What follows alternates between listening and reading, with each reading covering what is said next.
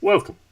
A much shorter break between this session and the last than it was between the last session and the one before, which everyone enjoys, although it is on a Wednesday instead of a Tuesday. Sorry. I hope you enjoyed your concert. Absolutely did, thanks. Good. Now let's put the real world aside and delve into the world of fantasy. It's much nicer there. I control what goes on in fantasy.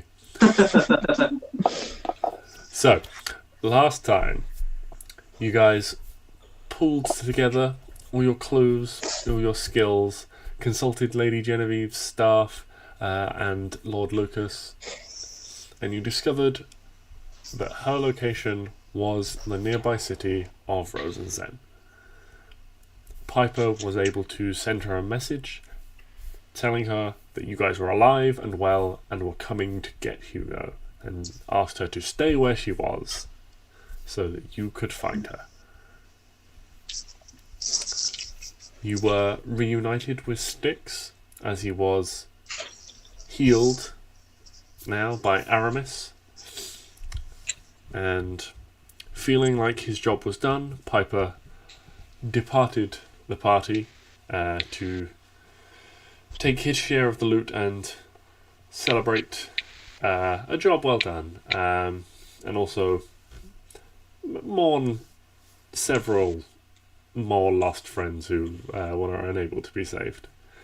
But Piper is planning on spending a little bit more time in Yelion before heading off on some travels of their own. Much the same, Helena decided to part ways, taking the incredibly cursed axe that the party found with much glee and enjoyment, and heading off to terrorize some poor librarians in search of some more knowledge about her patron. Woohoo! The party sold some of their loot and identified other valuable items.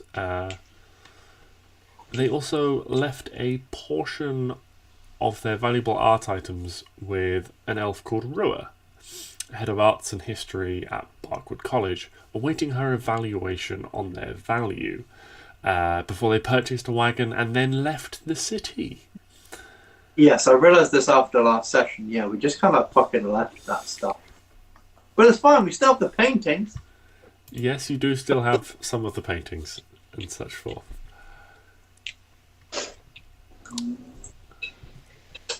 And so, our journey begins. This session with you guys on the road. The wagon you have purchased has been hitched up to Elvis and Lloyd Cedric. Yes? Can I quickly just ask that before we left, I went to a blacksmith and just picked up 2 little hand axes. Yeah, that's no problem. So, I have hand axes. Yeah, you can knock off like 6 silver or whatever a pair of hand axes would be. Yeah. And so you have this nice sort of old Western, almost like old Western style wagon, which is like a large cart with space for 2 horses to pull side by side. However, you have got a horse and a large elk pulling yours. And it has this horseshoe-shaped canvas covering on the back to permit you shelter. Who would you say would be driving this? I can give it a go. I think it's kind of the case. Well, like we all just kind of give it a go, and whoever's deep at it just does it, I guess. I don't know. Yeah. Okay. Well, yeah. I guess we'll start out with a dexterity check from you, Stix. Oh, Clary's driving.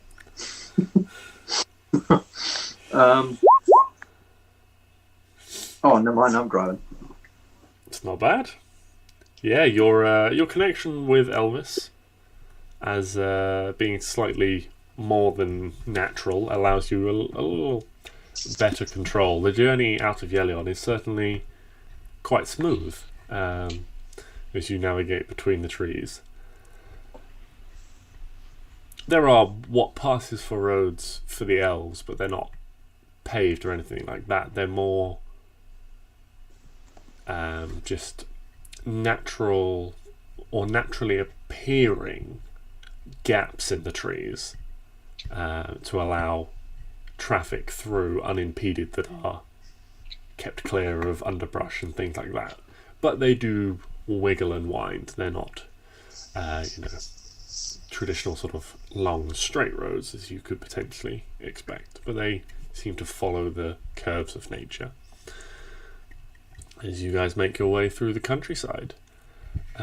You left in around the middle of the day, probably early afternoon by the time you'd finished all your visits around the city, made your purchases and sold the wares that you'd sold. So you get a good half day's travel under your belt before you rest down for the first night. The wagon is not quite big enough for you all to rest in, but you could, so you'd have to camp beside it, as it were. There's not enough lying down space, as it were. So, but if you were on a journey and did need rest, it would be, depending on how smooth a journey you were taking, it would be possible for someone to potentially rest in the back of it. What if I curl up in a really tiny ball? To accommodate space for another? No, to go to sleep. In a really tiny ball. However you choose to sleep is up to you. But I can still sleep. Can I sleep in the back? I mean, while it's stationary, then there's probably space for about one person to comfortably lie down and sleep in the back. Two would be cozy. But there's space for like two people to sit up front and two people to sort of sit down in the back to travel in. Okay. But if you did want to sleep, you probably could sleep while Stix was driving. Cool. Good to know. While they sleep, or before I go to sleep, or whatever, if we ever stopped at any point, I'd spend some time sort of like gathering some stuff, like particularly like flowers and like buds and just little things, and sticking up the wagon. And then once I've got a load of that stuff, I like branches of trees that I just think look like gnarly and cool. And stick them around the sort of like outside of the wagon, and then I'm going to cast plant growth to make us like a cool, gillied out wagon. Yeah, okay. So you spend a bit of time collecting all these things and arranging them in such a way that they sort of reach around and cover it and hold themselves in place. So you may tie a couple of them on initially just to keep them in place, and then you cast plant growth, and there is this flurry of plant activity as buds bloom and branches spread and flowers blossom. Okay, I think it went without saying, but no fire magic in the wagon. Look at you, and I'm looking at you for your little fire thing. I don't know what fire is. Nope. No fire in the wagon. I wasn't really considering it until you said that. God damn it. And in almost no time at all, the back of the wagon, the fabric netting is now not fabric netting, the like fabric that initially covered it is now almost completely hidden by this mat of like vines and leaves and flowers. We are a moving bush. Mm-hmm. You are indeed a moving bush. Mm-hmm.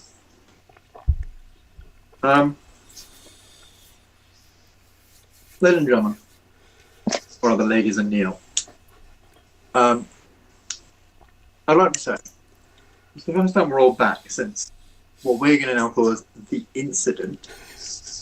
Love it. Might I suggest something from now on?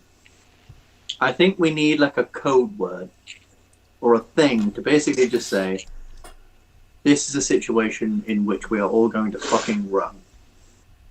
Because I've been thinking about this a lot in the past while I've been being healed and in extreme pain. And I think, yeah, the situation we were in was dire. And we maybe could have made it out so long as we ran. And I think we made the wrong call at staying fighting. Can I suggest a word? Yes, of course. It might be a bit out there. Run. Neo just looks at you. It's like, that's what I was gonna say. But what if I say I'm going to run towards them, and then you guys are like, "Oh, okay," and then you run away? Yes. A safe word. We need a safe word. But then, what if we really want pancakes? What would be a weird thing to come out with in the middle of a fight? Like we could assume that if we say pancakes out of like a dangerous situation, then we just want to eat pancakes.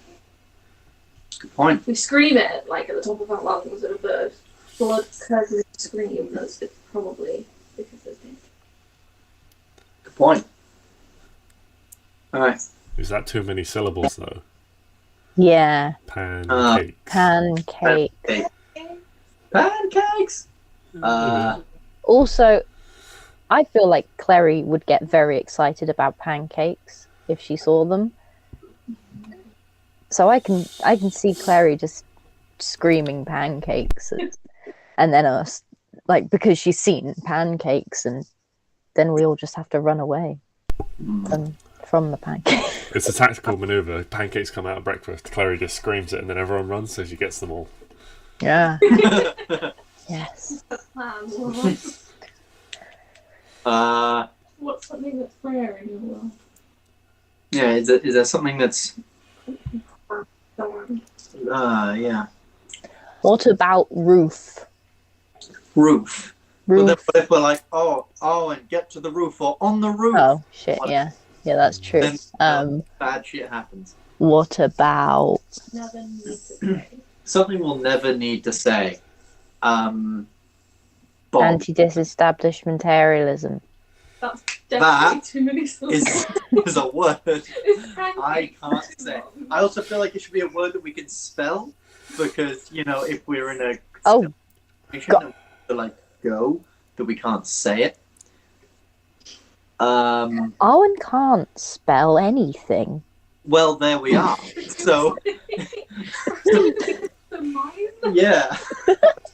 Our options coming along. Give me an A. A. Something very rare in Kavran, so it's unlikely we would ever have to say it, and we can mime easily. But what about tea? Like, yeah, but like you said with pancakes. But then No, I think tea. he's Tea. Carrie would just shout out any excitement about tea. Yeah, that's fair. Okay. You know what? We'll brainstorm. We'll brainstorm over the next while. But yeah, Pancakes is growing on me, says Neo. Or maybe I'm just hungry. She's just looking at his rations for the evening, just like, this is sad. What if we go, oh my god, that's an ugly dog? So we're not going to say that. Yeah, ugly dog. Ugly dog. There's no such thing as an ugly dog, so we would never say that. Like, What if there actually is though, like a death dog? Oh god, like, yeah. Like a maimed. Oh, they're like hellhounds and shit. would it be ugly though? I don't. It might. Who knows? It could be. It could have like flesh rotting off its face and shit like that. A zombie dog. If I'm in a land now where there are ugly dogs, I don't think I want to be here anymore. I mean, Or it just. that's a Oh, hellhound. he's so cute. It's so cute, see? So cute. Like, You two polar worry bears, me. they're adorable, but they will kill you. Polar bear. Too What many about words. polar bear?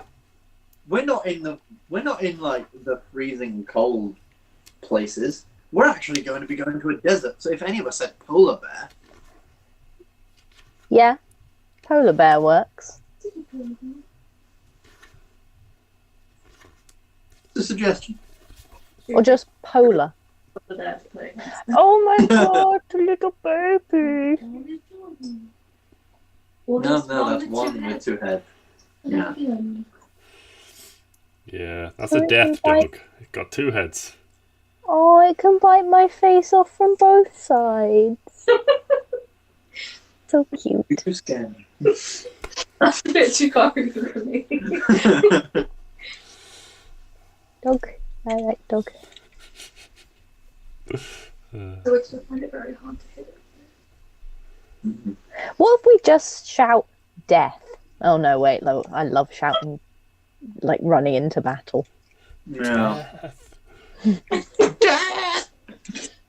There was a famous king who led his troops into battle with a charge of death, death, death. It's hard to think of something we'll never see in a magical fantasy Boogaloo! land full of magical ones. Yes, I love it. Boogaloo. I used to have a ostrich called Boogaloo. I doubt I'd bring that up. Exactly.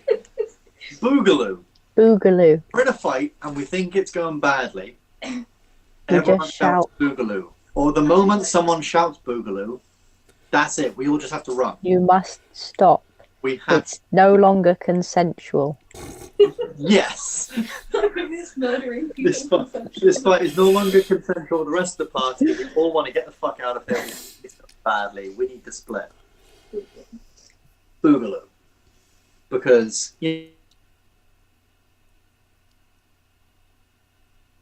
Oh no. are very difficult to deal with. And Let's so- Boogaloo up. Yeah, let's Boogaloo, people. I feel like that would bring a little levity to a quite dire situation as well. It could be quite nice. I love it. Well, we could do that outside of the Confusion legends. tactics. Oh, yeah.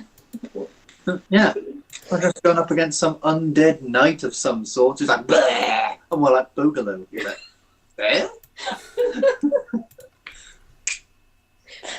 Love it. Absolutely faultless. Boom, okay. Yeah, no more dying for this squad. We're all back. Yeah. Let's They're keep not. it Can't handle the death. Boogaloo. Yeah, that's a good point. But you know what? If on my gravestone was his last words were Boogaloo, I think I'd be fine with that. I think I'd be okay with that. Anyway, people. People would come from far and wide to see if they could find the clues of Boogaloo. The enemies are just there like, what does it mean? What does it mean? Some hidden tactic, some secret spell, a code word of some kind. The password to an ancient treasure hoard. Who knows? Boogaloo. I feel like if Stix was to ever have an ancient treasure hoard, password is now Boogaloo. Oh, excellent. Now we can get into it. We'll be able to bring Well, I'm assuming you would all be dead too. Ah, I I'm ain't gonna gonna... be immortal now. Hmm? I'm gonna be immortal now. You're gonna be... How are you gonna be immortal? I don't know. I'll find a way. Stix's life expectancy. I don't know. Probably 10. The half elf.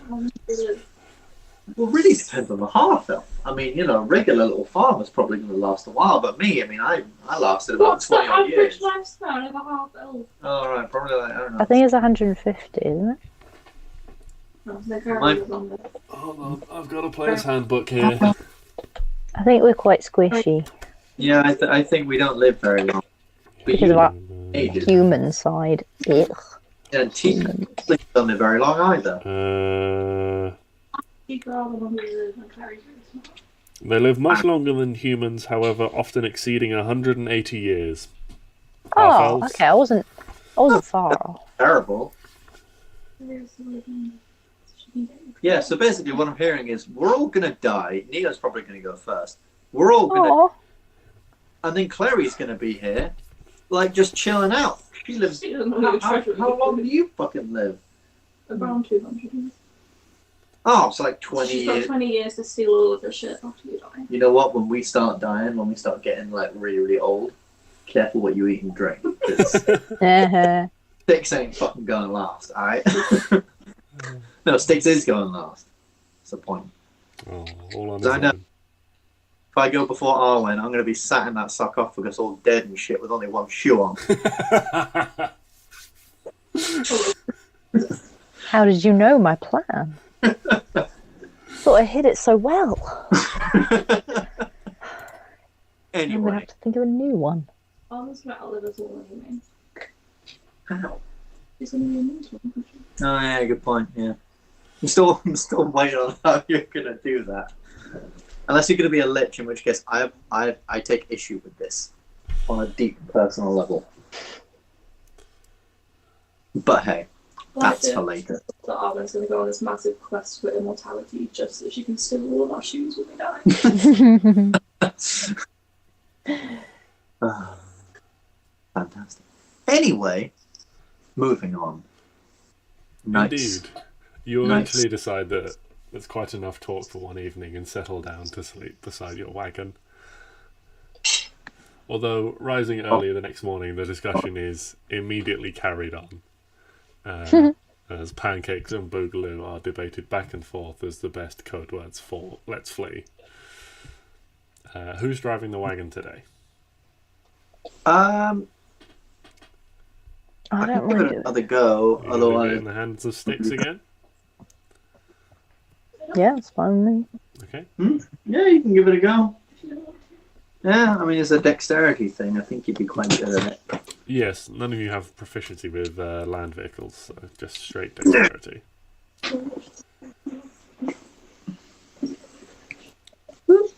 Yeah.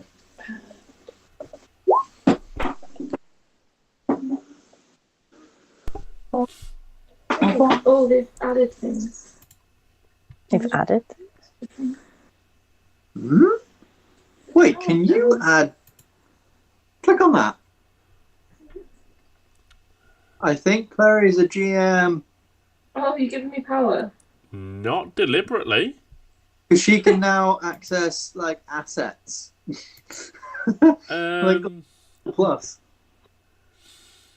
That's right, yeah. yeah, Uh, she can now access some of the assets and stuff. Well, I don't know how that's come about. I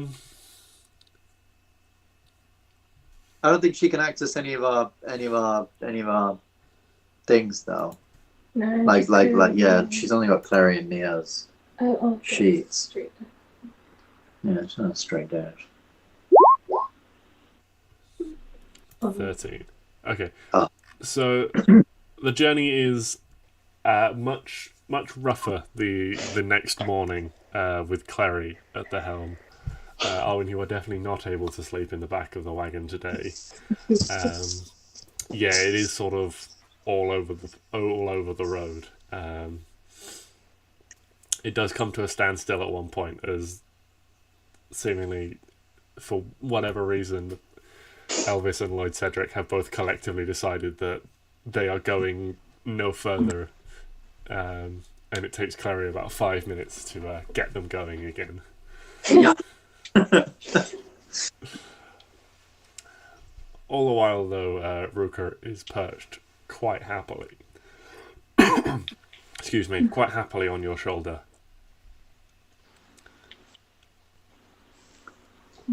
Excuse me. Yeah, just sort of snuffling into your collar intermittently. But another day out of the city wears on. You do pass a few people on the road as you head towards the edge of the forest. And indeed, late afternoon, you start to come across quite the press of people. You see large numbers of elves moving about ahead of you, with all dressed in similar range of fashion. You can hear the sound of a reasonably large camp up ahead of you. And indeed, as you press on, you find yourself approaching a defended camp. A wall has been erected from wood and stone around it. And you can see beyond that there are huge numbers of almost moss-like, sort of leafy green tents in several rows. Off to one side, you can see a series of archery targets and things set up, and hear the clack and clank of weapons as people, well, soldiers, drill against each other. A short ways beyond, you know you've reached the edge of the forest, and you must have come across the encampment here of elves that are set up to protect against the logging operation by the humans of Rosenzen. This is an area that you have learned is of contention, where the finer points of a contract to harvest much of the material along the edge of the lake and the edge of the forest is under dispute, having briefly been privy to it when it was discussed by the council when you visited them. So this is a sort of, there is a busy air, a busy atmosphere around. You can try and pass through if you want, or you can go around.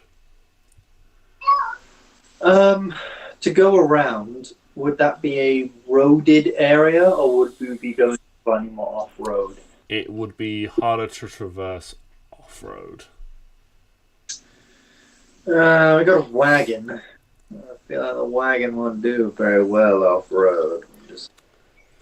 I mean, we can just walk through. What are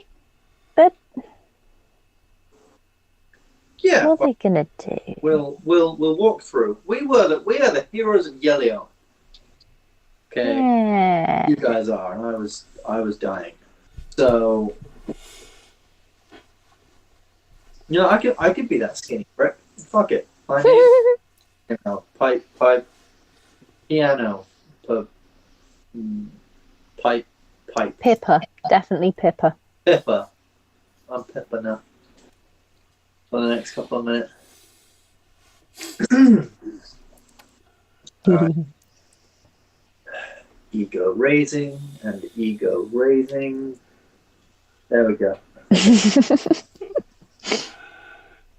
So as you approach, you can see that there is quite a well-travelled section where patrols of horses coming and going, footprints of multiple people entering have churned up the soft forest floor into a little bit of a muddy trek, and your two beasts of burden sink a little ways into the floor, as do the wagon wheels.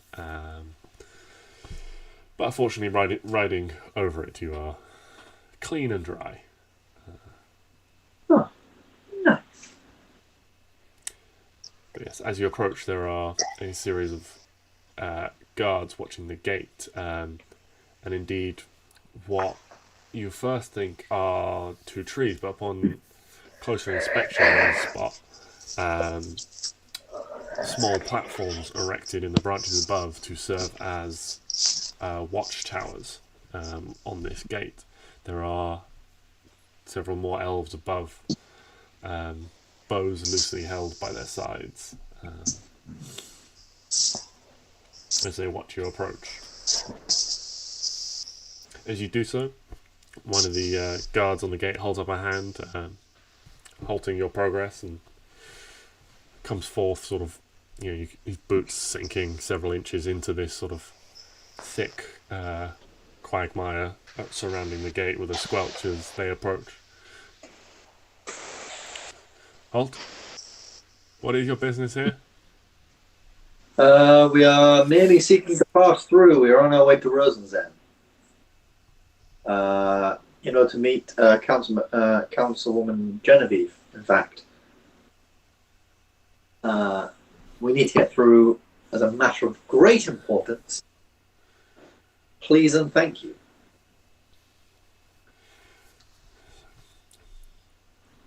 Okay. We do have to search the cart though, if that's all right. That For what? perfectly fine. Yeah, for what? What would you be looking for? This is a military. This is a military position, so just have to cover our bases. Wouldn't be doing our due diligence just to let anyone in. As they step up closer, that they do spot both Neo and Klari says, "I trust you all have permissions to be travelling with it in the borders of the forest. Not that it matters, seeing as you're intent on leaving, but as I say, you guys have that the Tokens. token. yeah, That big sigil. Token. and indeed, you all produce your tokens that allow you to travel within the forest, despite the fact that some of you are not elves. They have a look through the cart. You're not really carrying anything of other than your packs at this point, so it's a very quick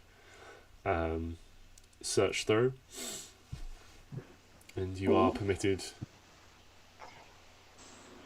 to pass through. You're given instructions on where to go to find the gate on the other side, and just as you're about to set off, the guard turns away, turns back and says, on the other side, just a word of warning, we've spotted or had some reports of some harpies in the area. You may want to keep a weather eye out. What would we know of harpies? You can just make a general nature check if you wish. Oh, my expertise in nature. Coming in. Is it expertise or is it? I think it's expertise. Do you take it in nature or survival?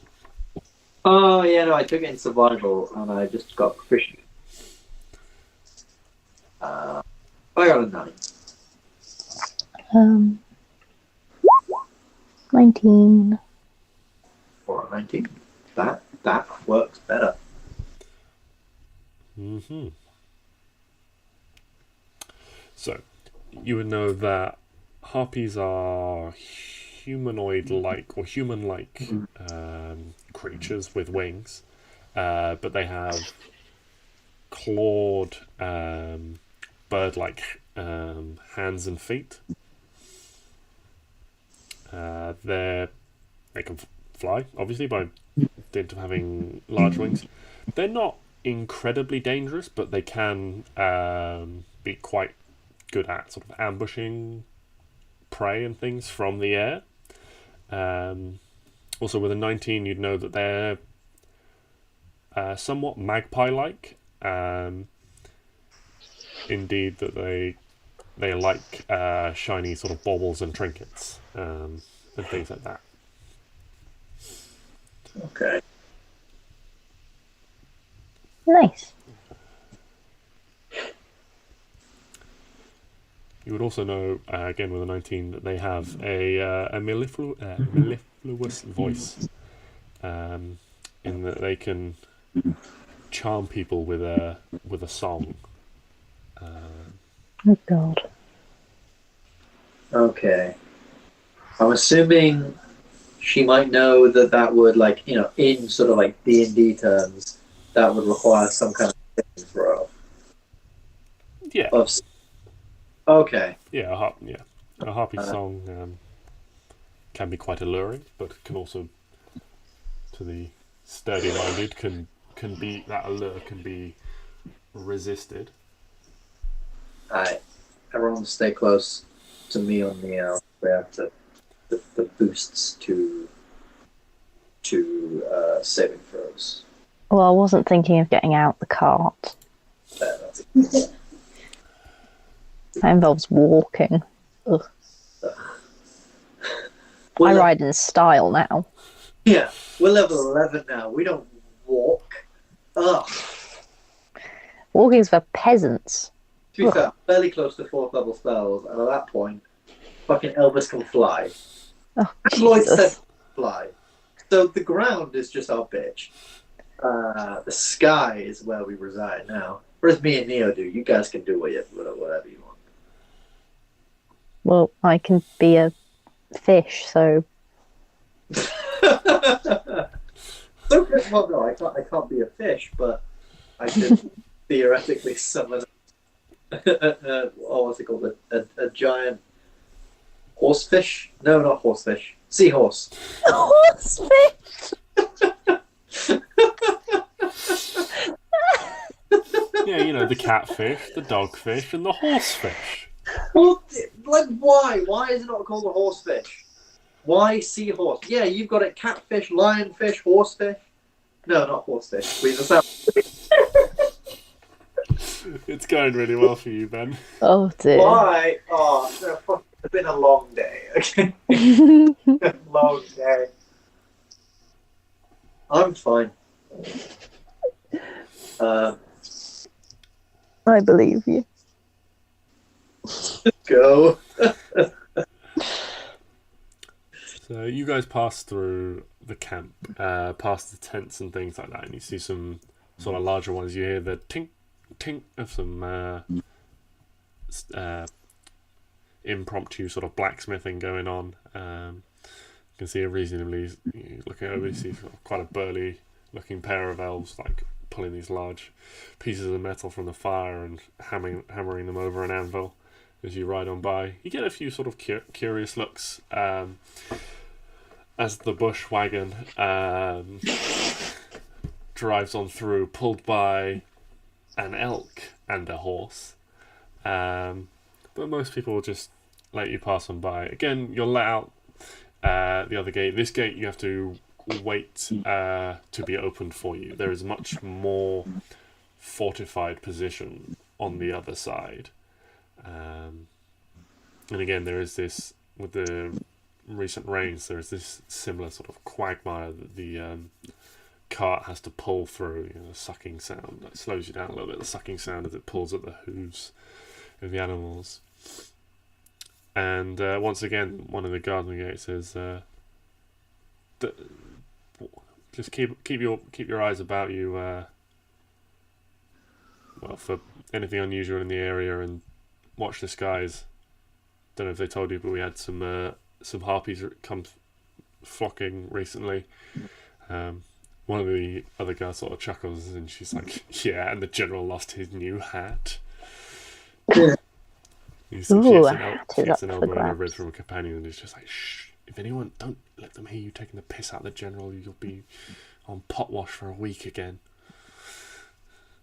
Again, I like this girl. And you make your way on through, and then you hear the gates slide almost strangely silently, given that they're sort of rickety wooden gates. The elves' woodcraft and things seem to have been applied to these to make sure that they are smooth and relatively, almost silent as they shut behind you. Out ahead of you, you can see a large expanse. As you get to quite an abrupt edge of the forest, maybe another half mile away, suddenly, from being amongst these huge sentinel-like pine trees to open fields, and you can see ranks on ranks of tree stumps laid out ahead of you. Several acres of these great trees have been cut down some time ago, it seems. There are a number of them that are growing little sort of stalks and offshoots, the signs of life returning to the stumps that have not been uprooted. You can see in some places large stacks of logs have just been left and abandoned. These maybe sort of 20, 30 foot sections of trunk just stacked and piled up and just left. You see sort of like moss and things growing over some parts of them. Again, there seems to have been just a sudden halt to everything. As you're riding on through, you see a few signs, a mossy, like collapsed tent, a few sort of tools like here and there, a bucket, an axe head rusted, the handle rotted. It seems that whatever happened, there was quite some abrupt halt to what was going on. But you begin to make your way across. Maybe another couple of miles go by, and you come across a small rise. A large mound of earth, maybe only sort of 20 or 30 feet high, but sort of low and flat. Perhaps between 100 and 200 feet on either side, surrounded by a collapsing spiked palisade wall, again made from these large wooden berms forming this wall. You can see sort of gaps where it's collapsed just over time. The disuse of whatever this was, there was probably some sort of camp or fortification here temporarily. It's no longer been used, and you can see what would potentially have been large gates just thrown open, one of them fallen on the ground, another one still sort of hanging off one hinge, but seems burned in places.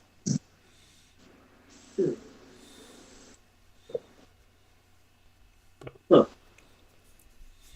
Yes. If you choose, you can continue making your way south. Doesn't look like anyone's like living in this old. No, from what you can see, you can't see a great detail of inside, but as you approach it, it certainly looks like a place that is unused. You can't see what would indicate any permanent structures inside.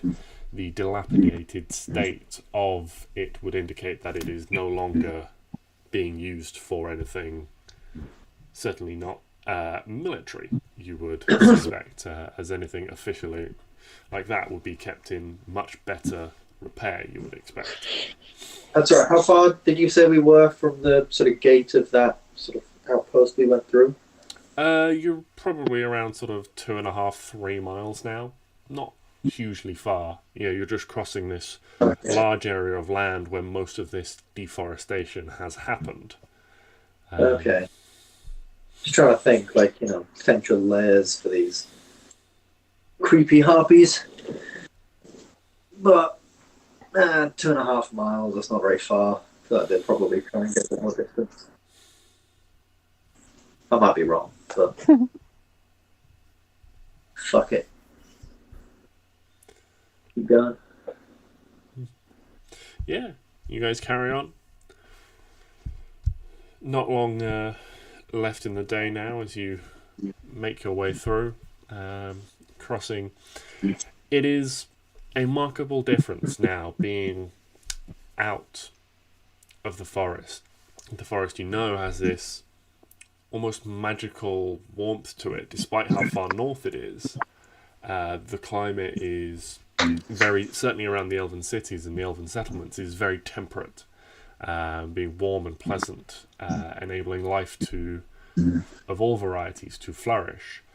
But upon the plains, you are slightly caught off guard by how brisk and chill the wind can be as it whips across the open landscape. And indeed, it's almost a little bit agoraphobic after several weeks or months of being in and amongst the close press of the trees.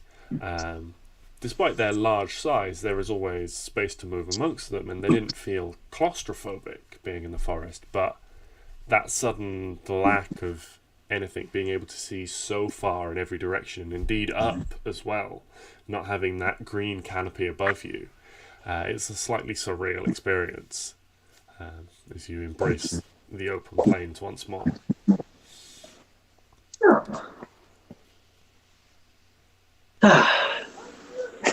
On the road again. Indeed, as you sort of ride across Klari, still taking the lead, driving the cart or the wagon today, Neo just sort of stands up in the back and casts his eyes around, examining the open plains for a little bit, taking it all in before sitting back down beside Arwen in the back. And night falls once again as you make your way closer and closer to Yelion, estimating you're probably only 2, maybe 3 days ahead. As night falls, I probably recommend that Klari does her alarm thing, because if there's harpies flying about, we don't want them to come at us in the dark and get us. Are we stalking it? Are we stalking?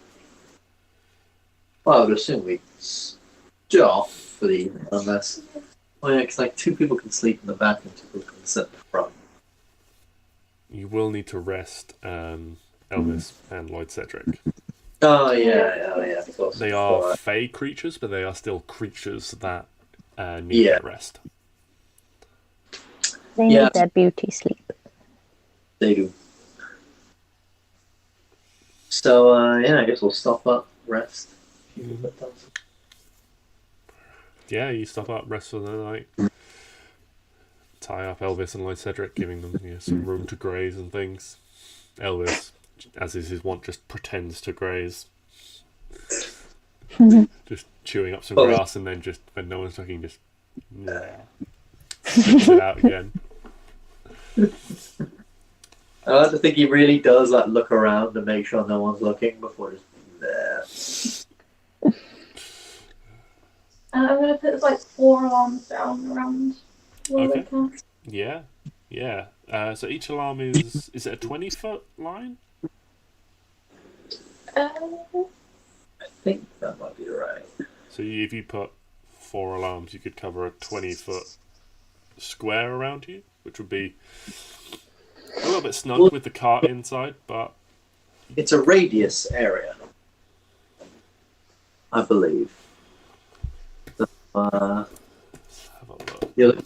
I think it's a bloody long explanation for alarm. Oh no, alarm's explanation. Oh no, it's not alarm. Set alarm, choose a door, window, or an area that is no larger than a 20-foot cube. Oh, that's interesting. Okay, so you can do 4 20-foot cubes, essentially. So you can get an area that is 40 foot by 40 foot, covered in alarms. Yeah.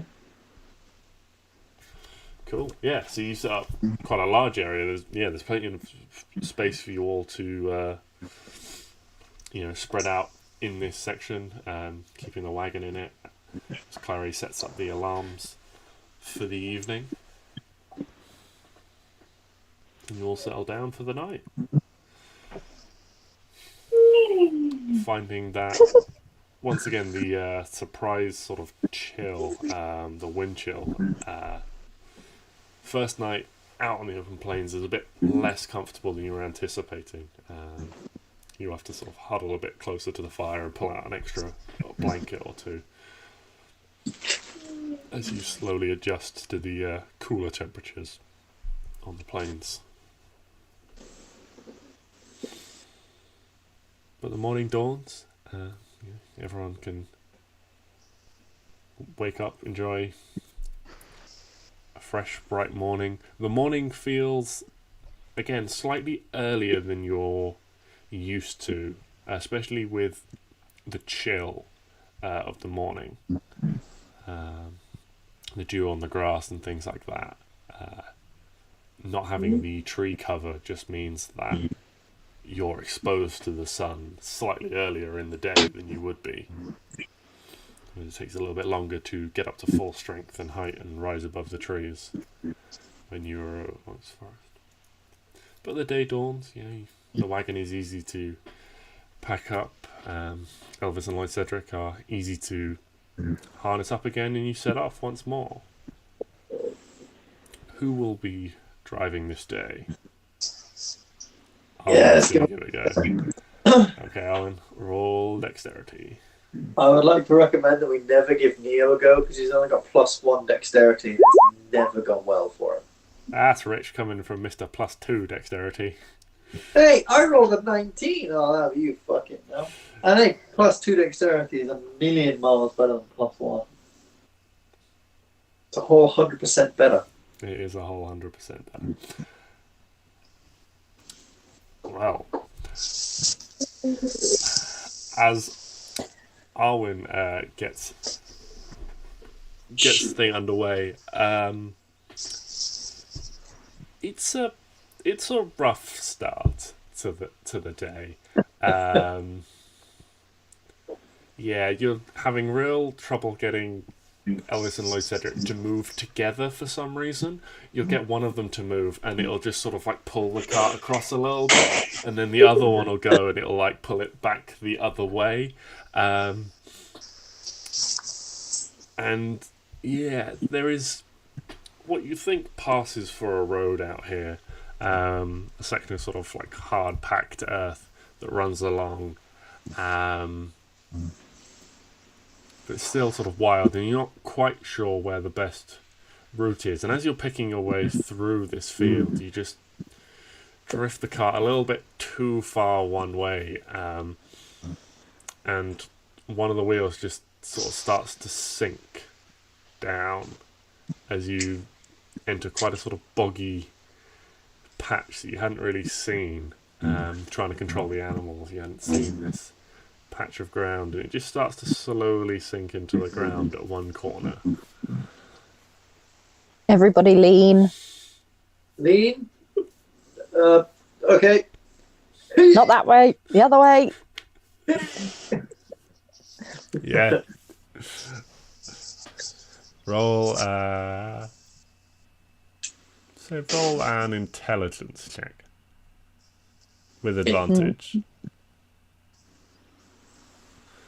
for everyone's cooperation. Fucking 11. It's alright.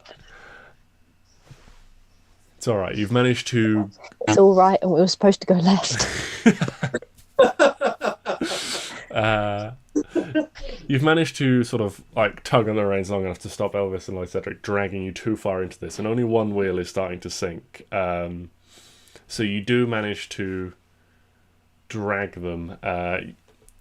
You get everyone to sort of throw their weight, and you actually get out and you like physically sort of like by leading bit and bridle, you like pull them around and manage to get them to walk a few paces to pull the wheel up and out of this soft earth back onto the track, and away you go again. Are you persisting with driving, Arwen? Does anyone else want to go? Anyone at all?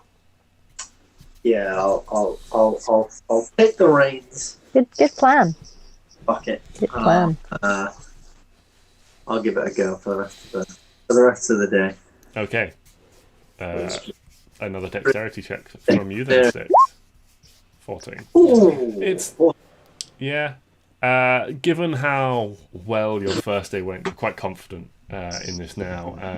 And you suddenly find that it's not actually as natural as it first appeared, but yeah, you're moving along, finding your way quite easily.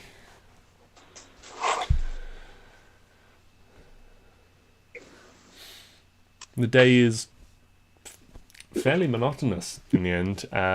There's not as much that's as interesting to see out on the plains than there is moving amongst the trees. There's not as much wildlife to interest you and things like that. The terrain is much more similar and boring to look upon, unfortunately. But towards the end of the day, maybe slightly earlier than you would think about settling down yourselves, you spot a small trail of smoke rising in the distance, and standing up on the wagon and peering across, you can see a group of maybe 5 or 6 people, you reckon, from this distance, gathered around a reasonably sized campfire. Are they sort of like in our path? Yeah, they're sort of in the direction that you think you would be heading in. Okay. Yeah, then I guess we'll just keep going in that direction and have a look at them as we pass. Or maybe... Yeah, so you slowly, trundle towards them with the wagon. As you get close, you can see a few of them sort of look up at the approaching sound. Some of them start to rise, and you see a figure react quicker than the rest, standing up and just sort of like putting a hand down, sort of like gesturing them back to the floor. Yeah, and you can see the group settles. As this figure sort of walks, quite confidently, openly towards you, you see the familiar, powerful build and green skin of an orc. And looking beyond him, you can see that there are a few more orcs. The rest of the group seems to be mostly orcs. You can see now that there are seven of them, including this leader. However, one of them you can see is quite clearly not an orc. There seems to be this long, sort of hunched over figure with long, gangly limbs, that, looking from the back, you reckon is probably some sort of ogre they've got amongst them. But this figure walks towards you and is like, well met, travellers. We had not expected to see people on the road. When you say orc, you mean like civilized orc, like orcs and half-orcs that we've met before? Yes. Yes, indeed. They are all dressed in clothing. I was wondering, do more like, not like savage orcs, but like stereotypical orcs exist in Kavran? Are they like a thing? Make an intelligence check. Make a history check for me. While I pull up a different set of notes I didn't think I'd need. 11. Okay. So with an 11.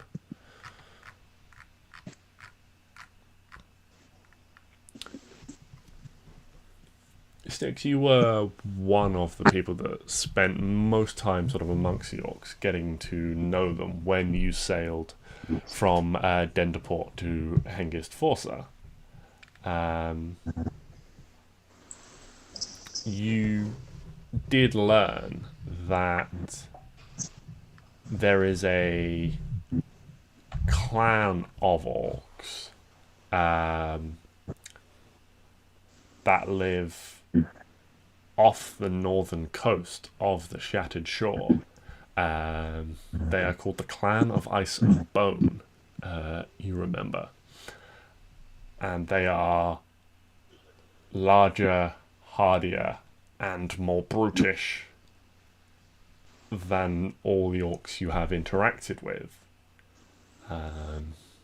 claiming to cling to what they call the old ways, which is as much as you can remember at this point. but you recognise these as being regular orc folk, Okay. civilised and friendly. And indeed, you are greeted with this, sort of quite jovial wave from this, what you presume might be the leader amongst them. Well met, travellers. We did not expect to encounter people upon the road around here. Yeah, we're just passing through.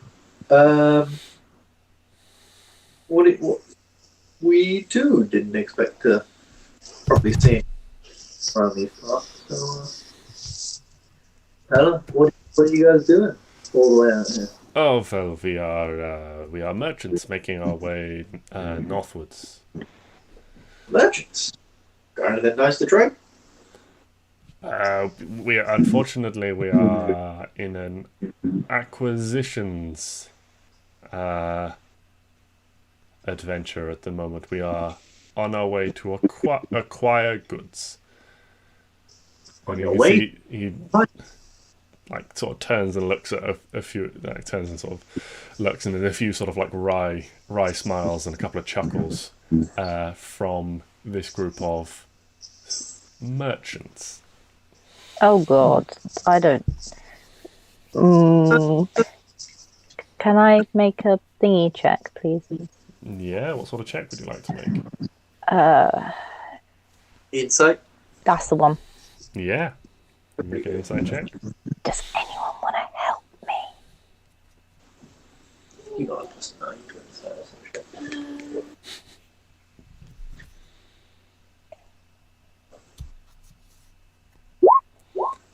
Yeah, I've got a +9, and anything I roll that's a 9 or below is considered.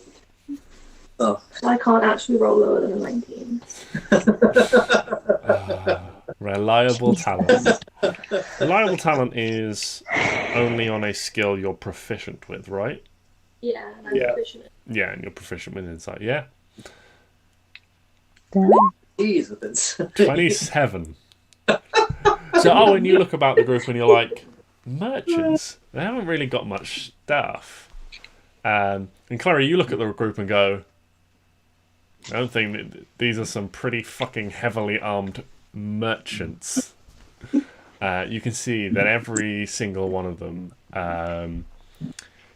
carries multiple weapons. It seems like, and they are armed and armored, and they do not seem to, they're, although it is relatively low grade stock, they're all wearing sort of leather armor of some description or another.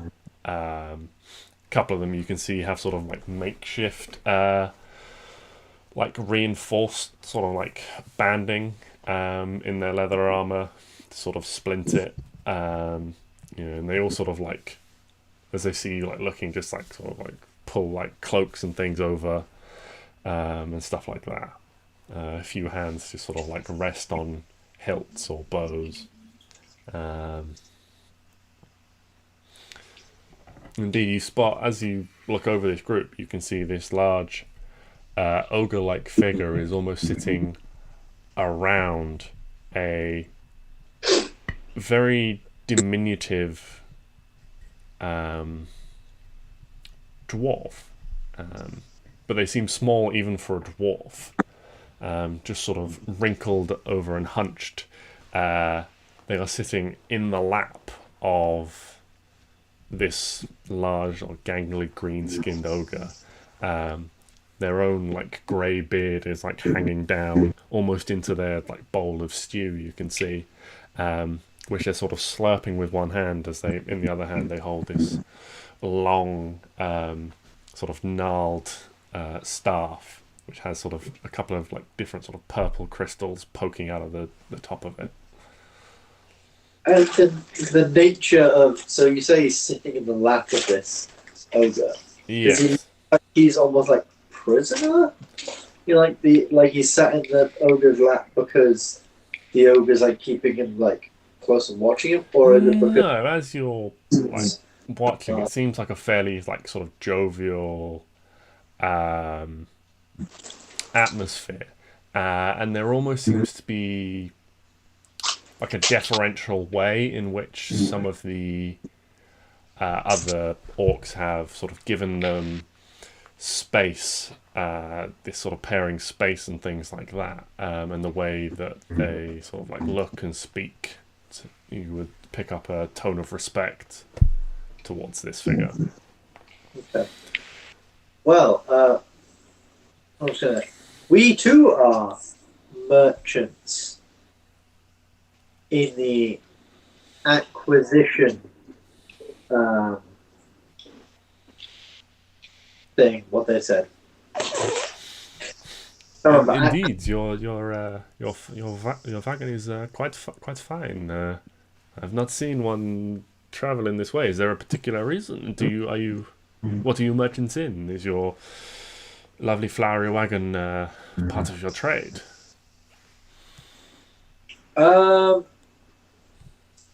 Yes. Well, no. Bit of both. We were traveling through the Elven Forest, the Elmasterin Forest, and we thought it best to, or I thought it best. I didn't really consult anyone else on whether they wanted did it. Thought it best to disguise it a little, maybe give it a tiny bit of extra protection, and just, make us blend in a little bit from peering eyes, as often we merchants are under the gaze of. But yes, die. Indeed. Well, if you would be most welcome to share our fire for the evening, if you wish.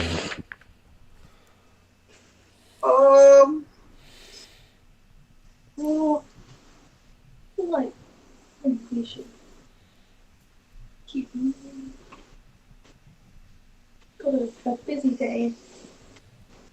Should we keep moving? Yeah, I want to know who the hell these people are, but I don't have anything that would. I'm pretty sure they're trying to steal. Yeah. They're going to try and kidnap us. Yeah. Steal our things, But but people who would try and nick our wagon. They've I met- just wouldn't know who they are. Somebody else in order? there were 7 orcs. Oh, there's a lot. There are 7 creatures. 7 creatures. Right. So 5 orcs, an ogre, and a dwarf. Okay. Oh, that's not bad. We can take that. All right. Depending on, the orcs, I reckon we can take them. But I do think being more cautious Stix now, after fucking dying, he is going to suggest maybe we should get going. It's like, well, we would have been welcome for the company, traveling alone with these guys. Sort of leans in and almost in like a stage for traveling with these morons for so long. Is could welcome a bit of a change of pace. Some of them are not all together, if you know what I mean. And like a bone just sort of like whistles like out from behind. It's like, hey! And he just turns around and it's like a couple of like rapid words are exchanged in Orcish, and then he sort of like turns around and has this smile like locked back on his face. It's like, we would have welcomed the company, but it's been a little bit dangerous out here. We've come across come into a few scrapes, and then it sort of like seems like just tap the sword as like to be like, this is why I carry a sword, because it is dangerous, like trying to explain it away almost. It's like safety in numbers and all that. But if you wish to carry on, well, I wish you good fortune. I hope no misfortune befalls you. Maybe we'll meet each other again someday. What did you say your names were, or the name of your little merchant troop, or? Oh, too small to really have a name. I myself am Keth, and then this is Tomf, Lagazi, Hogar, Morg. The big one is Shump, and that is Dawn. Nice. Well, lovely to meet you. See you later. Bye. Bye. Uh, Yeah. and as we go past, I just want to take one more look and make a perception check to see if there's anything else I can notice about their little encampment. Realizing now that they're, very, very armored merchants, and maybe getting a bit of a vibe from Klari and Arwen that these guys are maybe a little bit shady. Yeah. One more sort of look at their camp to see if they've got any, I don't know, heads in a bag or some shit. I don't know. Ooh, heads in a bag. Yeah. You don't spot any Heads in in a bag. No, the only sign of violence you see are the remains of a small, what you suspect might have been a small deer or something like that. That has been spitted, and pieces of it are cooking. But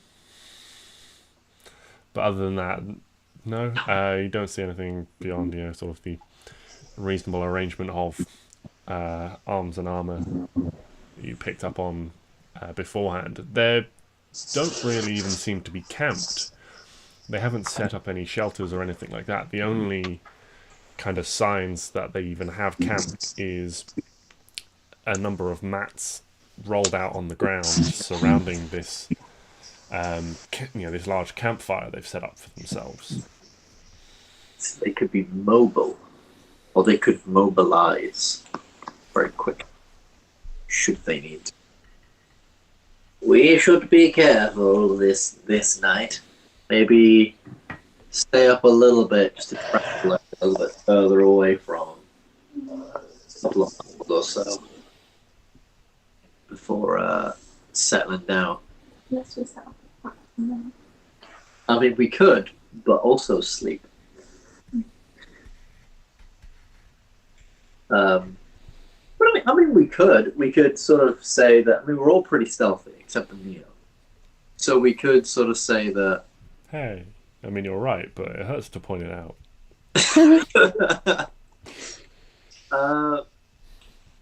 So we could sort of say that,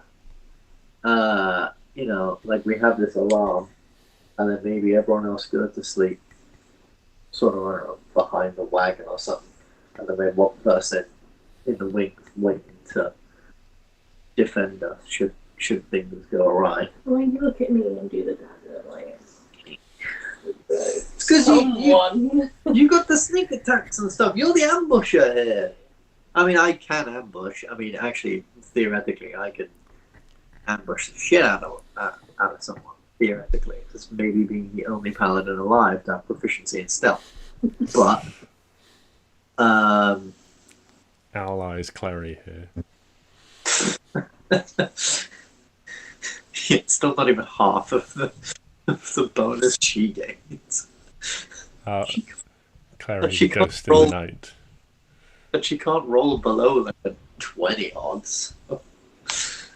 Just fuck it. Yeah, I mean, what's your bonus to stealth? Plus 12? 13. Plus 13, and you can't roll below a 10. Yeah. So, minimum stealth roll is a 23?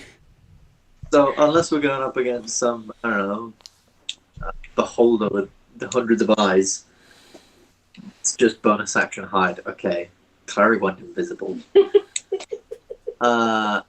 Anyway, yeah, so we could sort of, have your alarms set up, and then, have whoever's on watch sort of waiting, I don't know, maybe hiding in the wagon or something, or for some kind of ambush. So could try something like that. Ooh. I am going to, without anyone noticing, just get Celeste. So we can telepathically talk, or not Celeste, Ruka, to hide in a bush and keep an eye on these guys while we go further down the road. Oh, yeah. Because then I can Okay. see. Is there a range on that connection. Oh, I think there is. Ironically, I was watching High Rollers today, or listening to High Rollers today, where I think they tried to do the same thing. I think it, if I remember correctly, when they were reading the spell, it was like 120 feet. I think there are two components to it, if I remember correctly. So I can communicate the telepathically as long as it's within 100 feet. Doesn't it? Oh yeah. Yeah, so it has to be within 100 feet for me to see through his eyes. Or communicate with it. Okay. And I'm assuming we said we're going to go like a couple of miles down the way, so I'm not sure that would. Although, your thing doesn't necessarily, you know, if it's just like a hedgehog, it can sleep on the road while we're going, so it could stay up and watch, you know, while everyone's, maybe like down the road or whatever. It could act as another alarm, and then I'm assuming if it can communicate telepathically with you, it could try and like wake you up. I mean, if it's sticking with them and follows them for a bit because they come in our direction, then as soon as it's within 100 feet of me, we can communicate again. And I'll know that these guys are right within 100 feet. Yeah? In that case, if I want to make it like an owl or some shit. Like, I'd have to resume. faster. I don't think I can just change what it is. Oh, no, you can't. You can. If you recast the spell, you can change its appearance. Oh. What takes now? If you cast a spell while you already have a familiar, you can instead cause it to adopt a new form. Ah. Yeah, but then I'd have to take an hour to do that. Would that take? Oh, Take an yeah, hour to because cast a spell. casting time 1 hour. It doesn't do it, does it?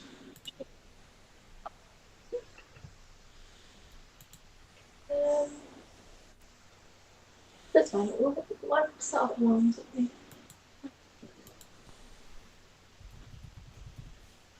I can set up my alarms work for like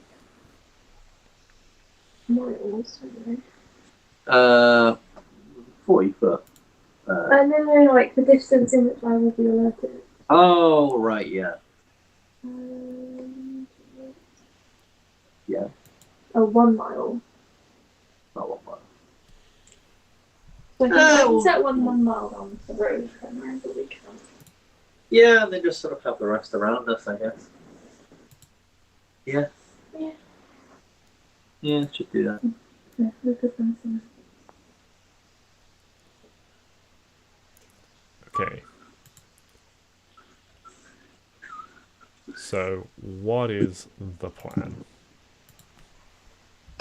Have sort of like one alarm a mile down the road. On the road. Okay. And you can set it so that it's specific things. Right? So you could set it to like, you know, set that one so that like if an orc walks through this. I can say like it won't go off as like people. Ah. I don't know if I You can could set it theoretically for say for everyone other than an orc. Yeah, yeah. And then the rest of them just sort of anything. Because there's also potentially harpies about. They're creepy. But what if someone just like walks down the road? Good point. Alright, yeah. Yeah, it's a dwarf guy. Oh, yeah. Yeah, good point. Yeah, like an alarm a little ways down the road, and then the rest of the alarms around us. How many alarms are you setting total? We're about to rest, so do 4 again. Okay. 1 down the road and 3 around you. Okay.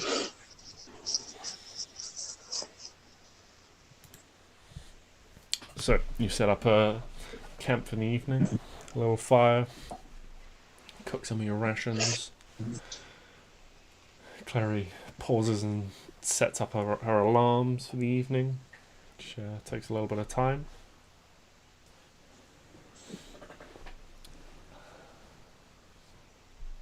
And then everyone heads. Are you all heading to sleep at once and relying on the alarms? I think Stix would still want to stay up and suggest we do a watch, but Yeah, I would say do a watch. and whoever's on watch, get in the wagon, try and remain somewhat stealthy. Okay. Mhm. Well, it comes to this point in the evening where I remember that dice are a thing and I need some. Yes, generally quite useful thing. You've got Yeah, I was enough, doing it really seems, well and sir. not needing any up until now, so it was going great. Use some of my new ones.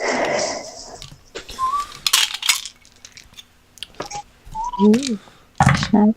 Yeah. Okay. Who is watching first? I can. Yeah, Okay. good for it. Yeah. Arwen, make a perception check for me.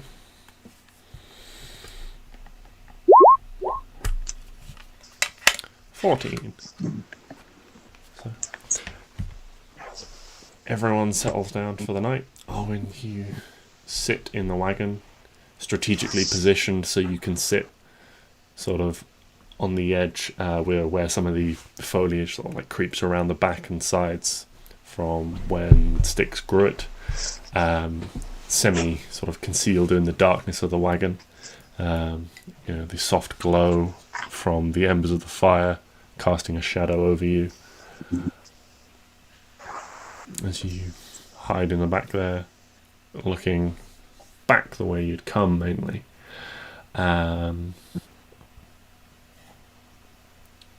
The past couple of evenings have been quite wet, but it seems like you've got a clear night to night. There's a few patches of cloud, but for the mostly there is a sort of a half moonlight cast over the ground, creating a reasonable amount of light for you to see by.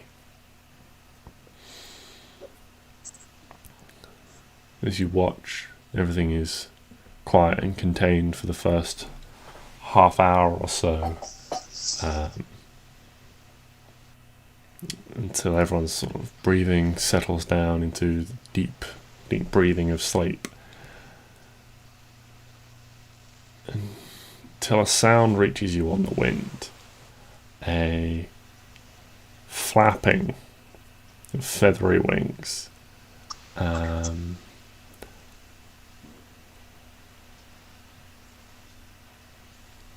But it's distant.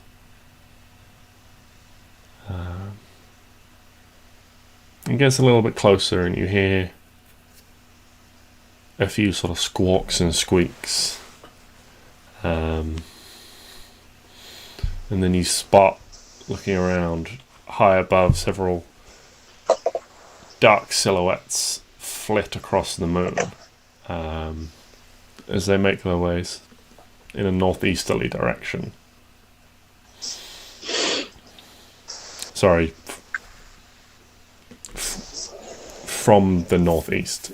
They are from the northeast direction. Oh, okay.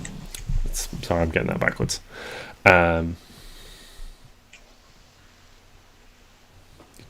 of tense and watch. And wait a couple of minutes. They don't seem to be coming in your direction. They just seem to be passing over.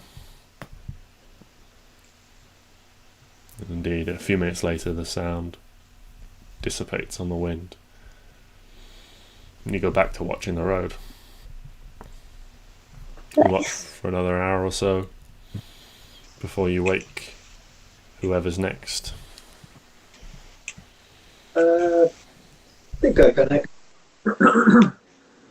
I'll do it. Is it possible? Right. Actually, hold on. before I ask, I'm gonna take a quick look at his sheet. Okay. Would it be possible to, while I'm up, awaken Elvis so that he might help me keep watch? Because I can communicate with Elvis. And so I can maybe say, hey, Elvis, like, can you see anything? Can you look around? He's got a wisdom of 10. Yes, it's more about his intelligence than his wisdom. Yeah. That's 6. Mine's Okay. 2. But because he is created by the spell, he has a higher than natural intelligence. Yes, that is 2/6. It is originally like 4, Ah, right, okay. but yeah, the spell makes it 6.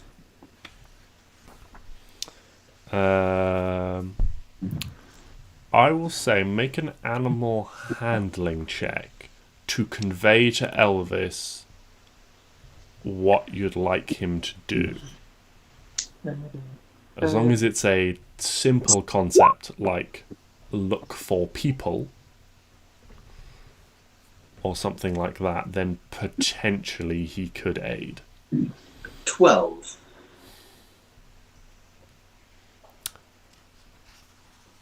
I'll say that's enough for you to convey a simple concept to Elvis. Sweet. So if you Elvis. want him to keep an eye, what do you want him to do specifically?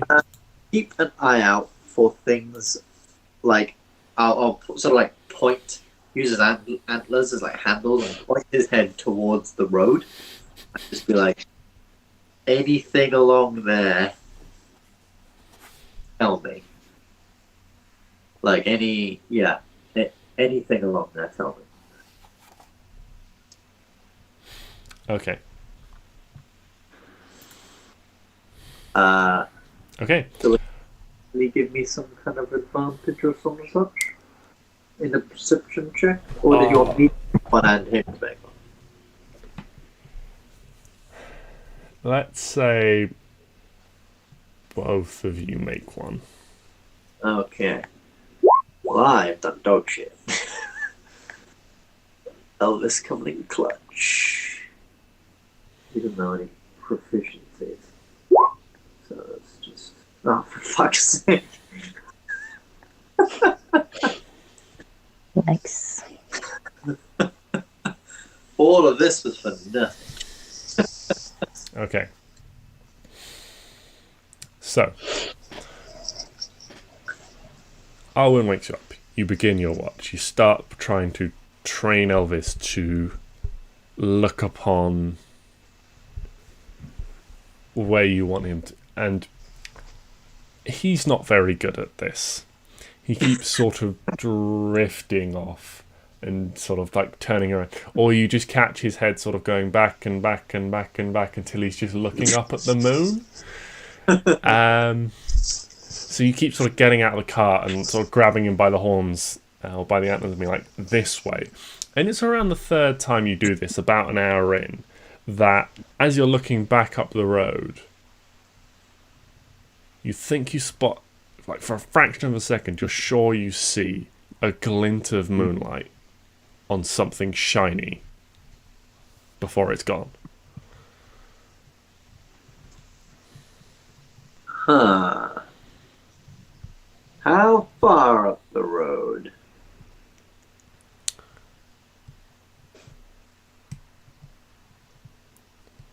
You're not sure with your perception check. The glint was so quick.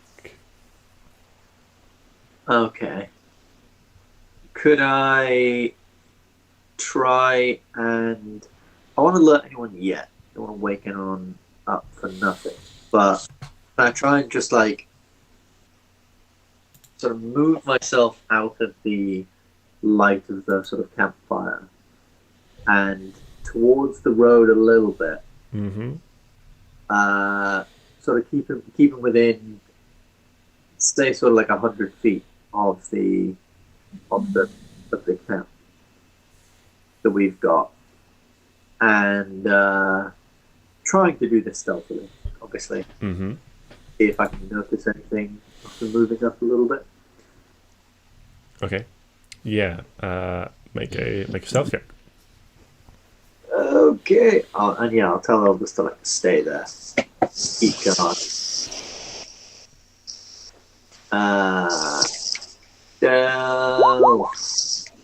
23.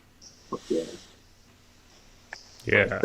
But then, So you drop down off the road, sort of like moving along beside it in the softer, quieter ground, placing your feet carefully to avoid causing any like squelchy sounds, moving very slowly, very carefully of any of the noise that you're making,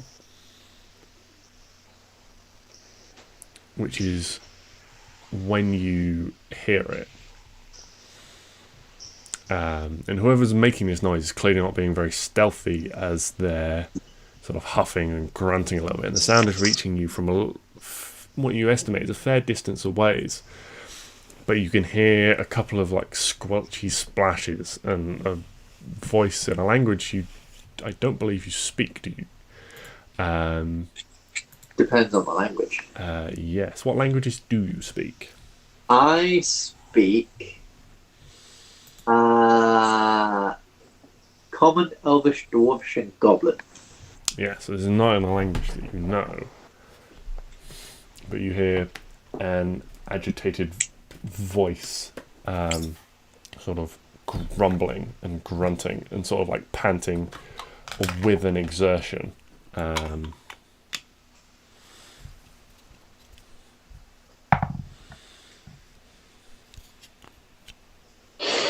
But yeah, you reckon they're a fair distance, maybe 100+ feet away.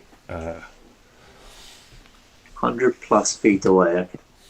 But they are similarly, like, you anticipate further off the road than you are. And the distance, they're moving in my direction towards. Yes. Yeah, you pause and you listen and you can hear, sort of like a few squelches and then like silence for a bit and then like a grumble and then like another voice replies and then a little bit more squelching seems to be approaching in your direction. You almost get, it's a little bit quieter, a little bit more muted now. You're almost struggling to hear it. You get the sense from the tone of voice that one of them was scolded by the other for being potentially too noisy. Okay. In which case, I will continue to push towards them. Okay. Trying to be healthy. Mm-hmm. Yeah, you continue to push towards them, 23 stealth. Get within sort of close range of them. Mm-hmm. Can I see any sort of intent? Like, do they have like weapons drawn? Are they, looking to be maneuvering themselves towards our camp, sort of thing? Make a perception check. I mean, like, obviously, I know they're going that way, but like, their sort of intent as to why. Yeah, what? just make a perception check to see what you can. 15. So you spot 4 figures coming towards you, all of similar size and build. Difficult to make out distinct features in the dark this far away.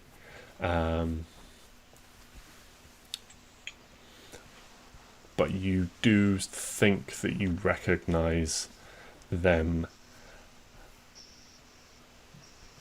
as 4 of the orcs that you encountered earlier in the day. Okay. In which case, I'm gonna move closer to them. Okay. Sort of trying to remain as stealthy as I can. Yeah, I'm gonna say you probably get up to about within maybe like 60 feet of them now. 60 feet, okay. Yeah, so you can start to make them out with your dark vision and things like that. And I'll call out, like, halt. I'll just be like, halt. who walks upon this road, kind of thing, like trying to be somewhat intimidating. Not necessarily, for like an intimidation check, but just like trying to be Yeah. more badass than Stix feels. Yeah. At the sound of your voice, like suddenly silence. You don't hear any movement. The lack of movement makes them harder to pick out in the night.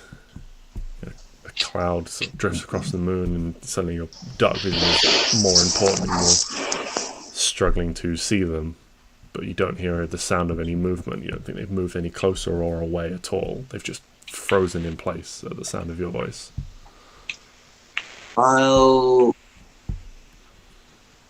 Okay, here's a little bit. I'm going to cast Plant Growth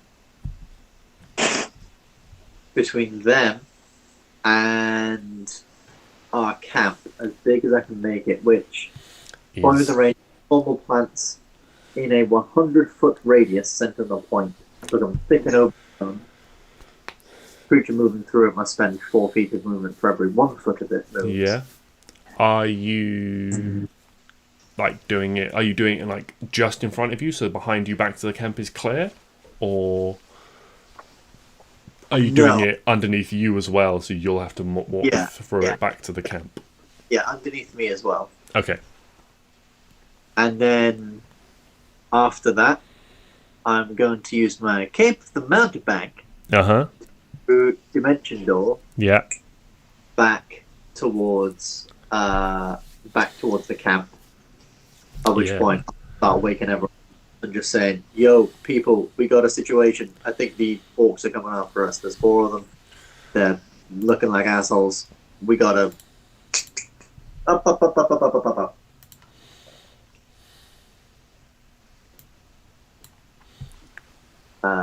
Just start getting everyone up. Yeah. So you cast a spell and you feel like the plants and things come alive. The grass just becomes thicker and denser, but the ground seems to, in reaction, drop away to make it sort of muddier and boggier. You can feel your feet sort of sinking in as you stand there before you use your cape, and this puff of smoke disappear back to the camp, and you can feel that you know that this would be like a muddy, boggy sort of like with like sucking mud and like long grasses, and that would be like clumpy and stick to you. A load of these like sort of like ferns sprout up with the sticky barbs that will stick to your clothing and just sort of like snag and drag. But yeah, you reappear within the camp, and you do indeed start waking everybody up. Wake up, people! Alright. We got bad guys. Potentially. I don't know. They could be really good, and I'm just really badly inconvenienced them. Yeah, because there was only 4 of them. Where's the ogre and the dwarf? That's weird. But, hey, we'll figure that out. Okay. So, everybody wakes up. You're all awoken by Stix, and he's like shaking you awake, saying there might be trouble, so on. And, like looking around. Can everyone make a perception check for me? I did plant growth though, so I probably we might be waiting here for a quick sec.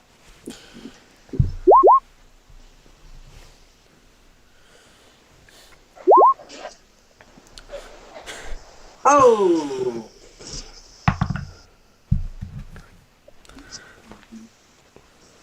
You rolled a crit and I rolled higher than you. I know. It's real sad. Oh, I missed Piper up +9 to perception. That shit was good. You're proficient in perception. Does it matter? 25. That's 25. Yeah. So, as you get up and a look around, you spot off to the left side of the road this time, there seems to be a shadow moving towards you.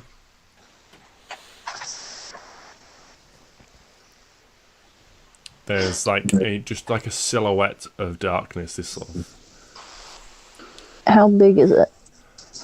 maybe around sort of 10, 12 feet.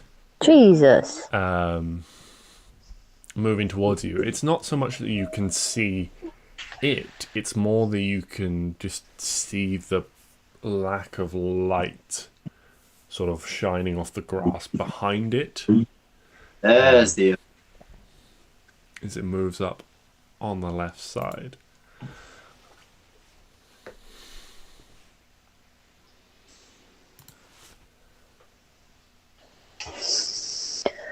On the left. So there's something in front of us and behind us. No, so Stix. So if you imagine the road running down the middle, Stix went to the right, off into the grass, and this is in the grass on the left-hand side. Okay, so there's something They've to moved. the... So if the road's coming down, then you've got things either side of the road. Yes, they Okay. went around my plant growth and are now coming this way. Excellent. Shit's getting fucking real now. Shall we... We could stay here, hold actions, or if they say or try something. Yeah. I think that's a good idea, yeah. So if they like charge at us or, you know, try and make it an attacking sort of like move. Yeah, I guess just, yeah, if they become aggressive within our range, Yeah. we'll be taking shots. Or they'll be taking shots. I'll be flinging flame. Okay. So you guys hold waiting. The group on the left continues to move a little bit closer,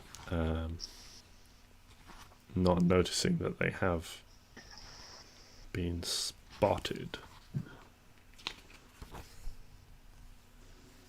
And I need a thing.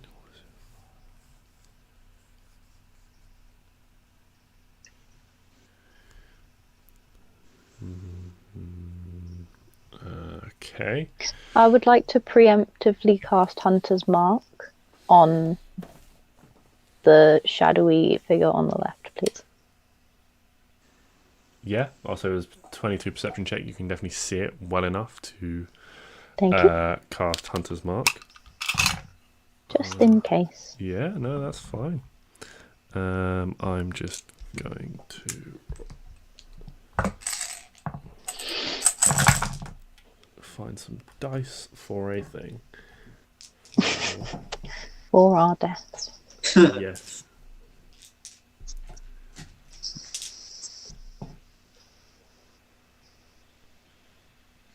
Okay.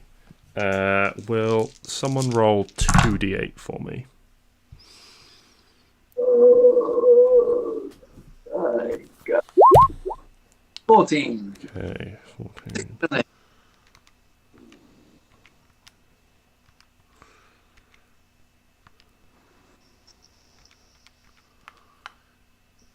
Okay.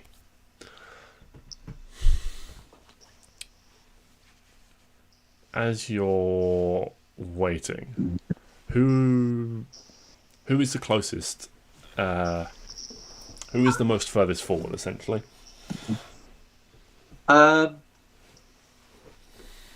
Furthest forward, I guess, would be me and Neo. Okay. Then we'd probably make a front line. I got my hand axes out for this one. I'm giving. Yeah. So, as you're waiting, there is like this pause, and then you hear softly the sound of some arcane words caught on the wind with your 21 perception check, and you feel this wave of drowsiness almost overcome you, Stix. Almost overcome me. And you stumble, but you remain awake. Shit! Wait, if it almost overcame me, that could be. Might I recognize? Obviously, Klari has sleeped people. Would I potentially recognize some kind of thing from like, oh, I've suddenly felt extremely sleepy. This could be someone trying to cast this type of spell on me, or Potentially, yes. But at this point, I shall say we shall roll initiative, as combat has technically been... what's the word? Not accumulated. Started? Yeah, I was looking for a more Initiated? That's the one. Initiated. I'm clever. Eight. Okay. Also, will someone please pick up Neo? Yeah. Put him on my shoulders? Or... Yeah, I mean, you can do what you like with him, honestly, but yeah. Yeah, I can pick up Neil. And I got Elvis in the fight as well. I'd have pulled Elvis in. Yeah. I'm bringing the boy in. He's been away for a Why little have while. I rolled a D8? I've rolled a I don't know D8 why for someone's happened. initiative, and I don't know why. I mean, I think it's a great idea. I do think it's a pretty good idea. Right. Oh, good. That's good. Right, you can have that. You can have that. Oh, that's not what I intended to do. Cool. Neo needs initiative. Yeah, can whoever's Oh. handling that. Initiative, I agree. That. And need red as well. Okay. So, What fucking idea? Damn, he's going first. Neo's first. okay. Out of us. Okay. Red. Then it is.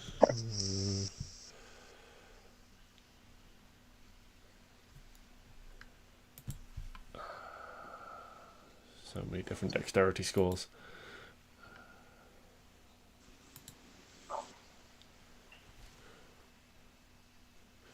Oh, you know what? Fuck all this shit.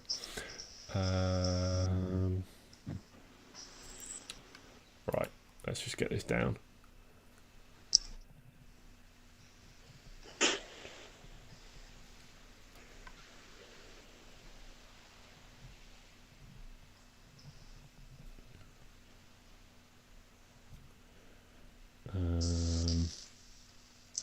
Right. Oh, where's Arwen?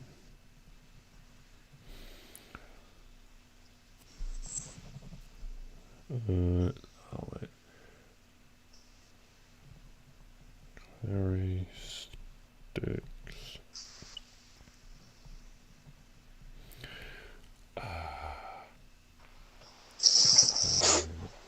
Blue is.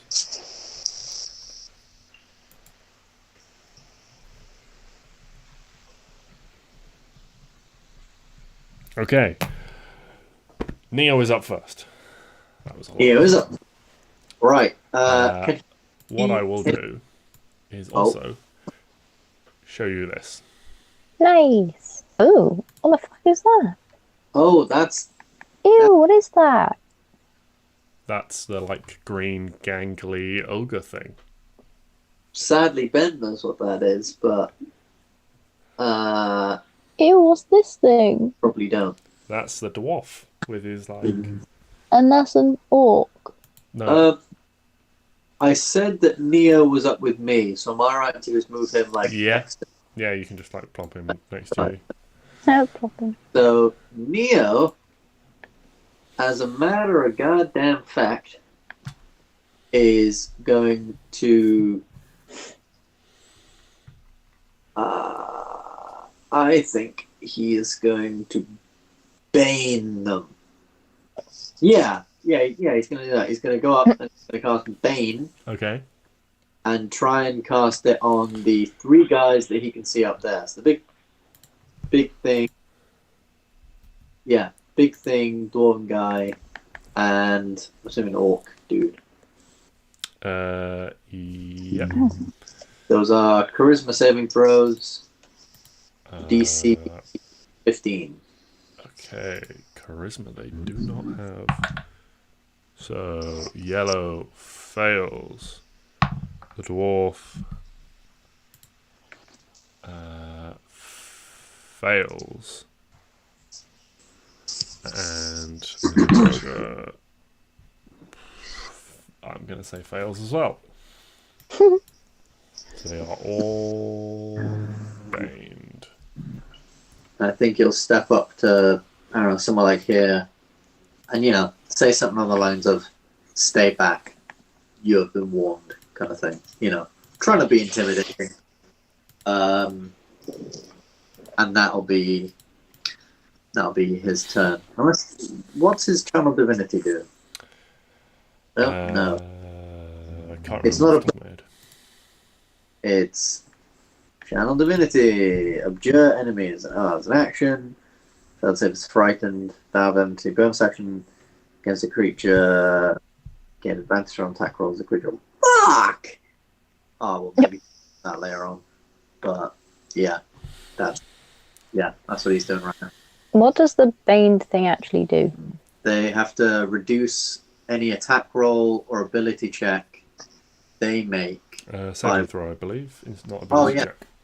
Attack roll and saving throw by 1d4 Okay, cool. for 1 minute. He Nice. does concentration on that, so I'll stick a little clock on him. Mm-hmm. Oh. Okay. What's the clock? Found it. Okay. Alright, that's Neo's turn. Next they go. Just making their way through all these fucking plants. In the way that the fucking faces passing homebound. And then this guy's gonna go. Okay. So, from where he is, he can hit Neo and Arwen. Neo, who's like stepped forwards and cast this spell. He recognizes magic. You see this little staff wave from above the head of the ogre, and the red little crystals you saw embedded in the tip that start to glow. There is this crackle in the air, and then the staff is directed forwards, and out of the end of it comes this incredibly long lightning bolt. Arwen and Neo, can you make dexterity saving throws, please? No. 1 second, I'm just sorting out my tabs. Yeah, let's go. Not badly. But yes, he may roll this. He gets a +3 to this.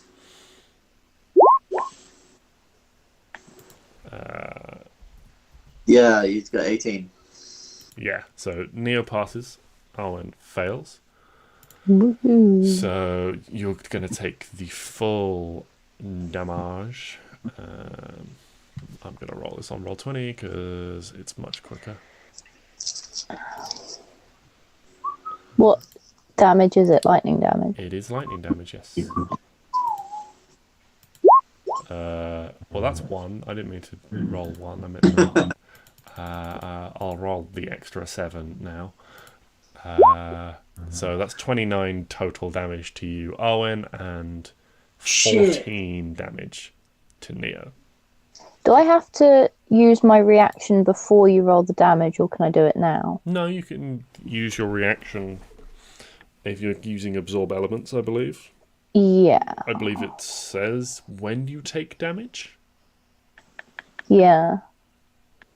Okay, that's cool. Yeah. So you use your reaction to absorb elements and you take half damage. Yes, Okay. I do. Sorry, I'm just reading. Nah, that's all right. What is it, 29, So 29 half to Divided by 14. 14? Okay, cool. That's your reaction. But Oh, both no. Neo and Arwen need to make constitution saving throws, concentration checks on your spells. Oh, yes. DC 10. Fucking fucks. Hunter's DC. mark drops, unfortunately. +3 to this. Oh, 10. 10. Bane just stays up. 4. Oh, 4. Yeah. Good. First level spell. Okay. It is now your go, Arwen.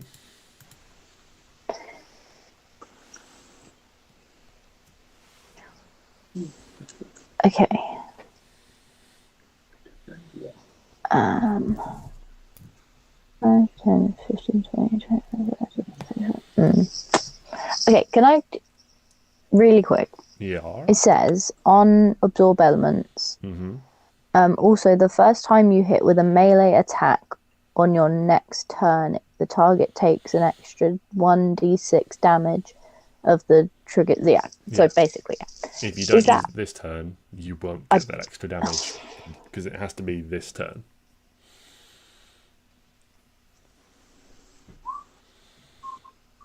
Okay. Unfortunately. Yeah, I'm not doing that. I would die very badly. I'm gonna go here. And is my wildfire spirit a bonus action? Or use an action. Okay, I'm gonna summon my wildfire spirit Mm-hmm. and bloop. Oh, he's a bit big. The hefty boy.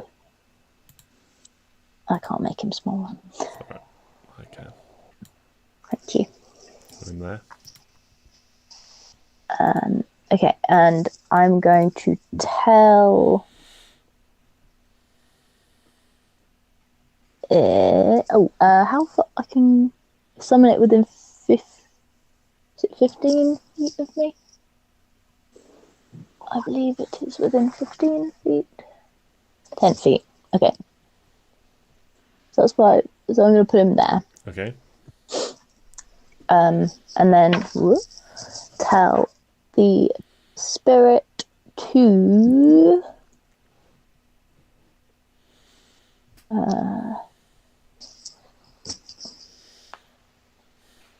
5, 10. Okay.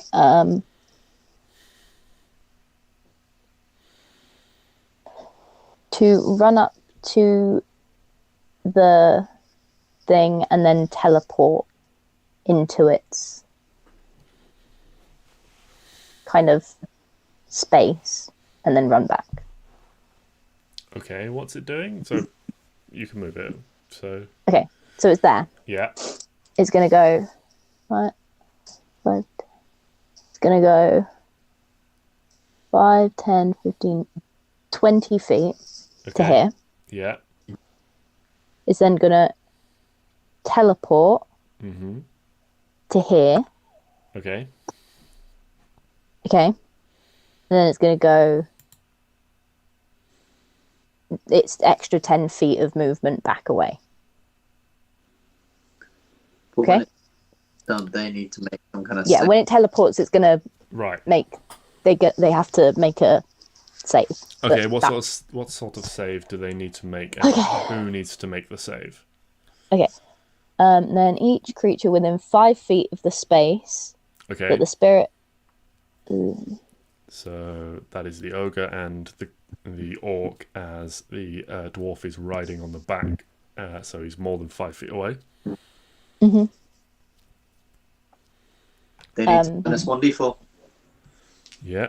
What sort of save is it? And what's the DC? I think it's dexterity. Against your spell save DC. So Okay. my spell save DC is 14. Okay, well, the ogre actually saves, Ah, stupid.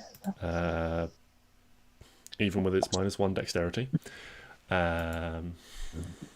With the minus 1d4? Oh yes, -1d4 as well for 3. So that actually would fail. So the ogre fails, and Neo, you glorious bastard. nothing. Yeah, they both fail. Excellent. So they need to take. Do I roll it twice or once, Just and roll they it just once, both and they'll take both it? take the same. Okay, excellent. So 1d6 plus 4.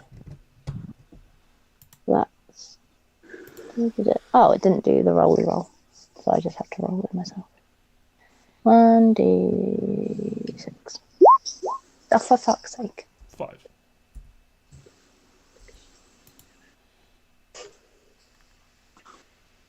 Cool. Yeah, that's my go. Okay, that's your turn. Klari.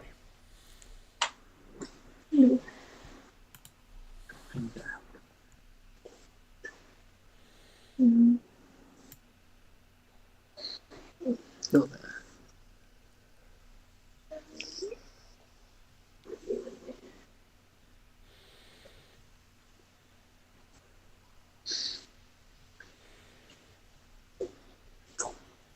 Would you believe now that we've gone up to level 11 means that your flame does extra damage now?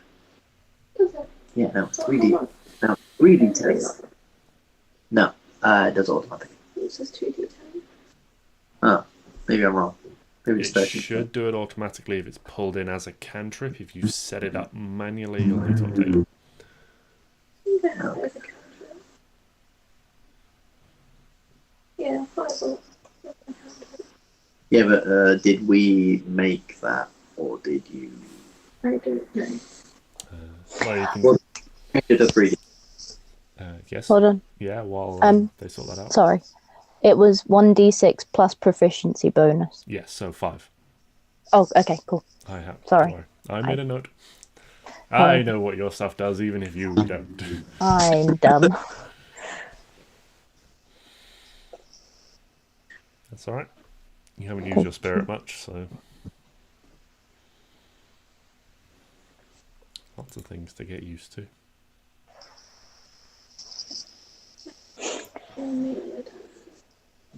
Or with ranged weapons. Yeah, weapons. Yeah, that's fine.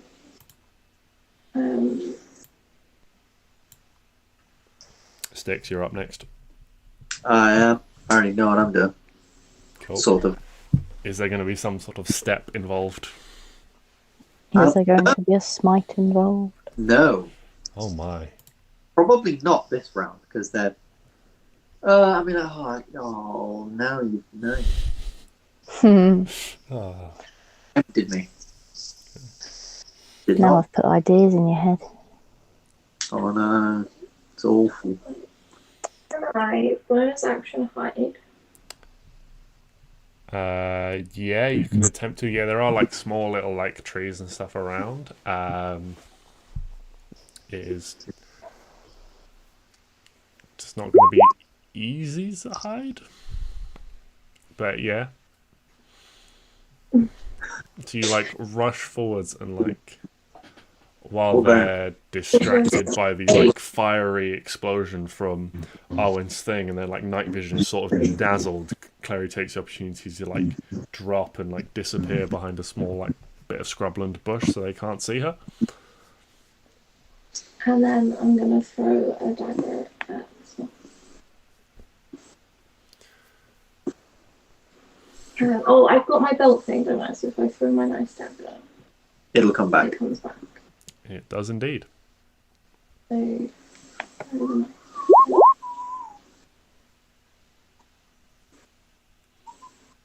Yeah, so advantage because I'm it is advantage because you're hidden. cool. Oh, that's just a lot of damage. Damage. Wait, what's the Do I sneak roll attack for damage 11? twice, or is it just... No, so it's done it all. It's done It it does. there already. So And then sneak attack.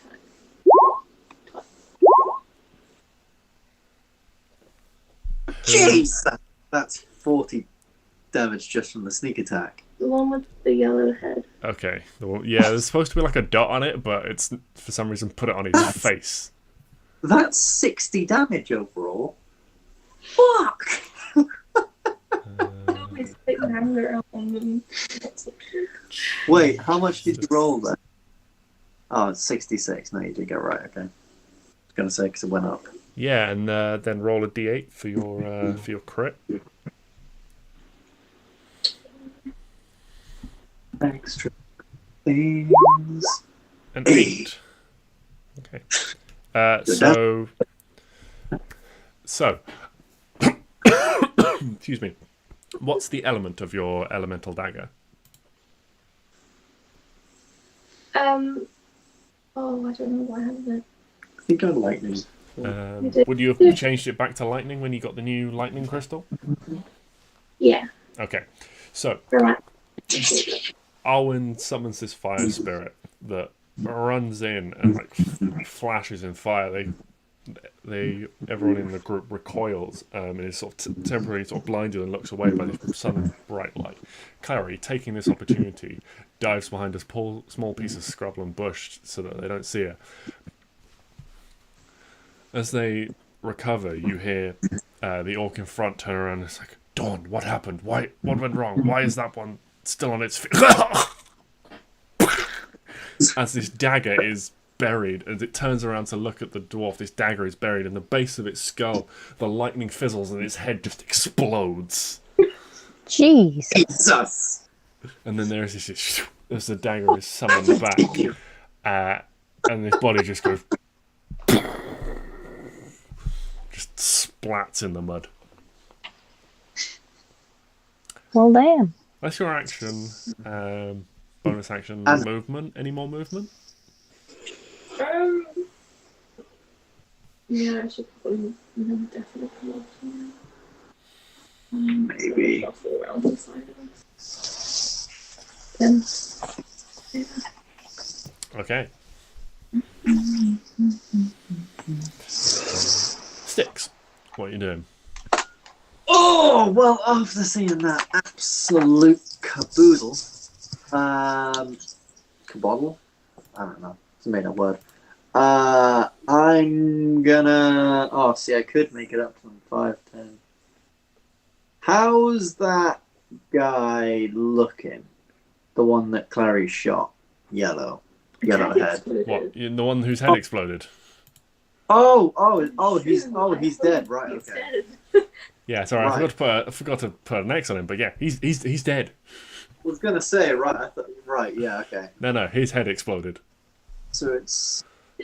Where? Huh? Clary saw the lightning damage and was like, I can top that. You call that lightning damage? This is lightning damage. I'm gonna run up to... Okay, so what I'm gonna do is I'm gonna go up to Neo and I'm gonna call out, wait, where's the rest of them? Because I saw more figures similar size. Yeah. You So- saw 4 of them off to the right and cast plant growth in their way. Yes, so they're probably a little ways behind that group. In which case, Stix is going fucking ham, boy! So where was I? I was there. No, I was there. 5, 10, 15, 20, 25, 30. Yeah, okay. We're getting, yeah. We're getting up to here. I'm going to do something JJ is definitely not going to like. I'm actually going to go here. I'm going to attack 3 times with my hand axes. Okay. Roll to hit. Because fuck you, that's why. 24. Yeah. I will sort out damage later. 11. Yeah. That sucks. Still hits. And a crit! Okay. Oh wait, the 11 hits? Yeah, the 11 hits the ogre. Okay, so 24. That is 14 damage. Yeah, 14 damage. Then that. So that's 30 damage. 30 damage. And then this, but with this one, -4 from the slashing because I don't have 2-weapon fighting. Okay. So that would be 6, 9, and that would be another 15, so it's another 11. But JJ, I would be completely remiss as to not take advantage of this critical hit. Yes. And so I would like to expend a 3rd level spell slot to do some smiting. Okay. I told you there was smiting. I have missed playing a paladin so much. So I will be doing. So it's what? It's 2d8 for first, 3d8 for second, 4d8. So that's actually 8d8. 8d8 radiant. Get fucked.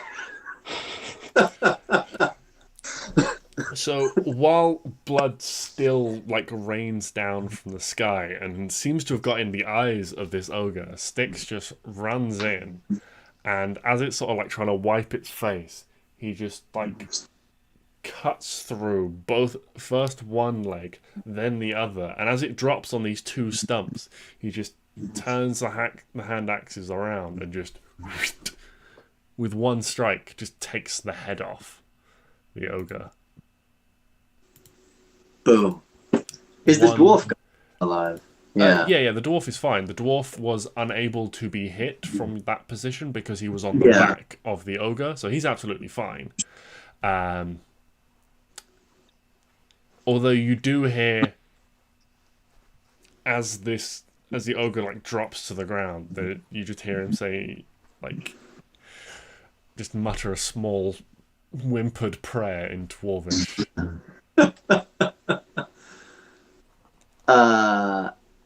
Fucking fantastic. And that is, that's me. That's me. Okay, well, it would have been the ogre's go, but it's dead. It's now the go of one of the ones that's trapped in plant growth. But they're dead. I've missed someone off my initiative. They're dead? They're not dead, sorry. They're just trapped in plant growth and just basically unable to move more than like 5 feet around.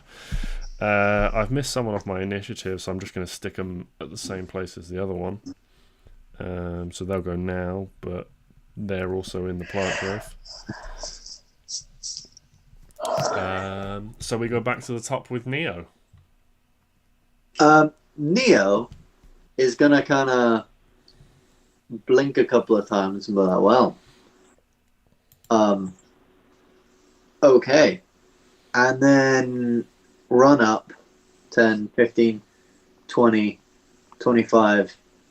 Oh, no, wait. He can do better than that. 5, 10, 15, 20, 25, 30. No, he really can't even get to that. So he gets to there. And with his weapon, which I believe is a pike or a polearm or something. It's got a halberd now. Halberd, that's it. Which is similar to like a glaive, which is like a glaive is like a sword on a stick. And a halberd is like an axe on a long stick. Yeah, so you're gonna. Not to be confused with a halibut. Which is a fish on a stick. Indeed. He's gonna test this thing out by running up to this guy. Giving him a go. Yeah, that'll hit. Fuck you and the horse you rode in on. Oh, 6 slashing It damage. was an ogre, actually. Fuck you and the ogre you rode in on. And the next one. Oh, fuck, 14. 14. There's just this bare resemblance of a resistance as the dwarf tries to get the staff up in time, but even like almost getting it in the way, it's just battered out of the way by the force of Neo's blow. Fuck yeah. Oh, that was, 10 slashing damage. 16 damage. And then he would like to smite too. Okay, of course. Because Neo's feeling left out. Because he's being controlled by Ben. Exactly. Yeah. So currently 16 damage. Hey, just be glad I didn't Hunter's Mark the guy as well. Ben was smart and thought, no, this is fine. So that's 4 20 radiant. damage total. Yeah. At which point he'll just sort of like look over. You said this dwarf was like smaller than most, so he'll just sort of point the halberd in his face and just go stand down. It's just like, yeah, he's like short and like clearly like old and like shriveled up, or with like hunched over. Yeah, so he'll just try and tell the dwarf to stand down, give up. Clearly not an imposing physical presence. Yeah. An arcane presence, yeah, he might have that stuff down. But physically.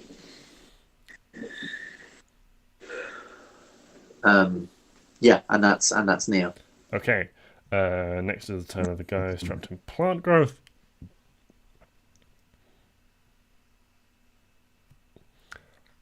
And then it is the dwarf's turn. So between you, looking down at him, you see the crystals on his staff glow again before he vanishes. Shit! I don't. And then you hear the sound of little dwarvish feet trying to turn and rush through the grass away from you. You can both make attacks of opportunity with disadvantage. Stix would like to grapple him with his attack. So I try and grab him and stop him moving instead of tackle. Okay, make an athletics check with his disadvantage. Okay. Instead. Fucking hell. 22. Ah. I like Stix. Well, it's possible for him to escape. It's not likely, but it's possible. He fails.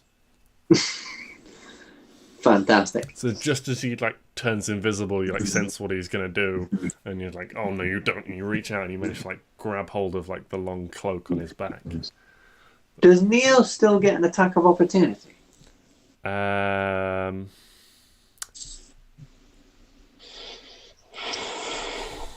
Yeah, I'll say yeah because I guess it's all he attempted to move. I'd be grabbing. He attempted to move, which triggered the attack. You grabbed him, which made his speed become 0, which meant he couldn't get away, but he still tried to, so I'll say yeah. Cool. In which case, he's gonna give him a whack as well. Yeah. 12 slashing damage. We need to get Neo, like, what's it, Polearm Master? Which I believe, lets you hit with the blunt end. As a bonus action, yeah, I think. Damn, we need to get him that stuff. That'd be sick. Oh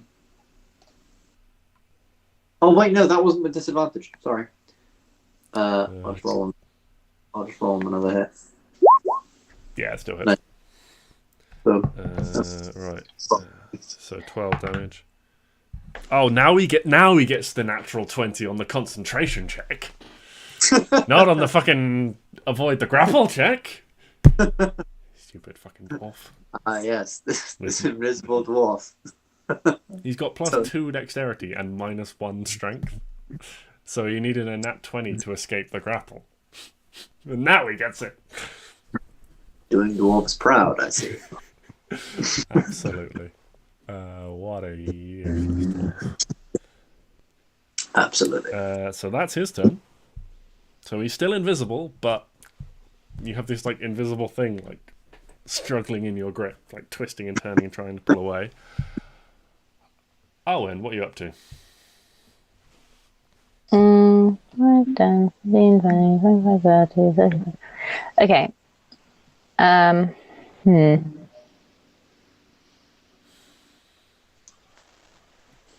Is he's in? So Stix is holding him, yes? Mm-hmm. Like holding? You can see Stix Like as, in a hug or like out in Stix front as, of him? like you saw him disappear and you saw Stix like lunge forward and like grab something. And you can see that Stix has got hold on he's something. technically not in the same square as him. As Stix, no. Excellent. So he's technically in. Come on. No, come on. Fucking stupid piece of shit. He's technically in this square, yeah? He's still in the same square here, but yeah. Fuck. Oh no, that's fine. That's fine. Yeah, he's next to That's Nick. fine. With the spell, I can take it.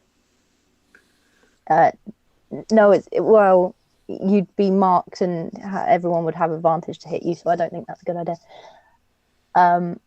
Okay. Yeah.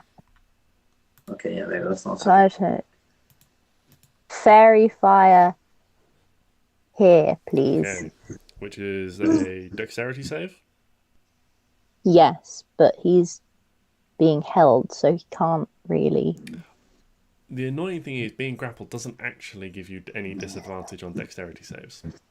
Shut up. No, what? All it does is reduce your speed to 0. If He you were better fail this, I restrained, swear to. then, what's your spell save DC? 14. 17. No. So he's like twisting and turning, and you can see like Stix's arm sort of being like pulled around as he tries to. He's got still baned. He is. Does he get a save against Bane on his turn? No, it just lasts for a minute. Are you sure? I'm pretty He sure does you a get a big save suck. on Bane at the end of every turn. I might be wrong, but I'm pretty sure because it's one of the downsides of Bane, if I remember correctly. whenever a target fails the saving throw, makes an attack roll, saving throw before the spell ends, the target must roll a d4 and subtract the number rolled from the attack roll or saving throw. It doesn't say anything about them getting a save at the end of their turn.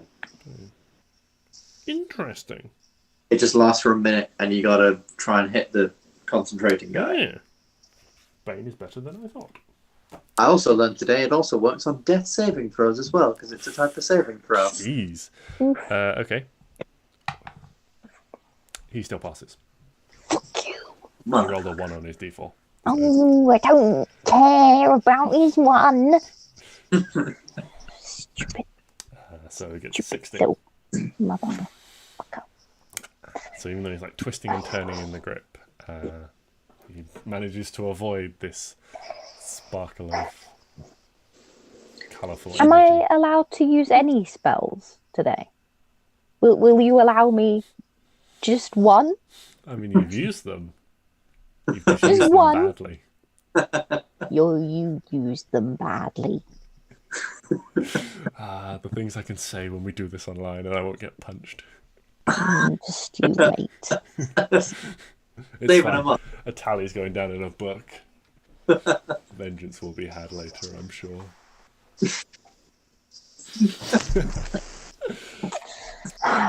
Anything else in Okay. your turn, Arwen? I am gonna shout in Dwarvish, "You suck," Okay. and also command my wildfire spirit. Obviously. Okay. What's your wildfire spirit going to do? Use flame seed. Okay. Is that an attack roll or a saving throw? I don't know. I'm confused. What does your spell attack modifier to hit mean? It means you use your wisdom plus your proficiency bonus, which is your spell attack modifier, to hit. So it's an attack. So roll. it's literally just a okay.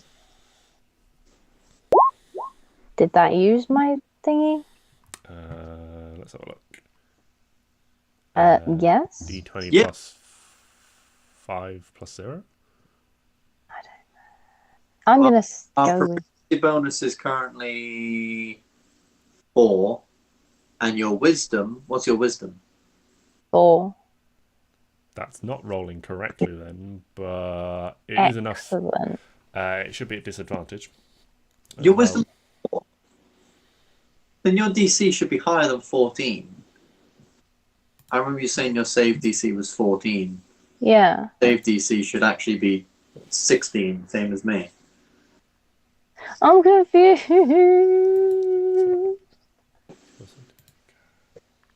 Your wisdom is plus 2. Ah, Is it? Yeah. right. Oh, fucking shit. Okay. Um, Okay, I thought it was 4, sorry. so your spell save DC is correct. Is this thing correct? No, but you need to roll with disadvantage. That would hit. Yeah, you need yeah. to roll with disadvantage. That will hit. What is it actually meant to be?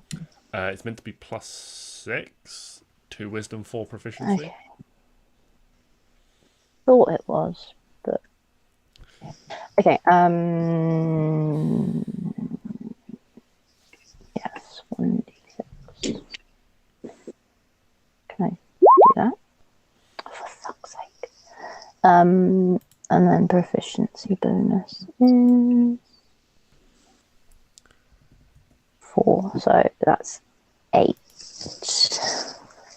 But I think that's what it did. I'm not technically casting this spell, am I? No. No. Okay, cool. So, all of a sudden, the writhing in your hand changes somewhat, Stix, as this high-pitched little dwarf voice changes from sort of like cursing you to just screaming as this little ball of fire is projected towards it and splashes seemingly across thin air, but then all of a sudden smoke and flame start to rise and the dwarf reappears just writhing and screaming and thrashing, and you reflexively let go as it falls back and there's a hiss as the body just lands on the grass, and as the damp grass is singed, as there is now a dead dwarf there. Oof. That's awkward. Who would do that? God. What a poor set of accidents. So what's before this dwarf? Poor unfortunate soul.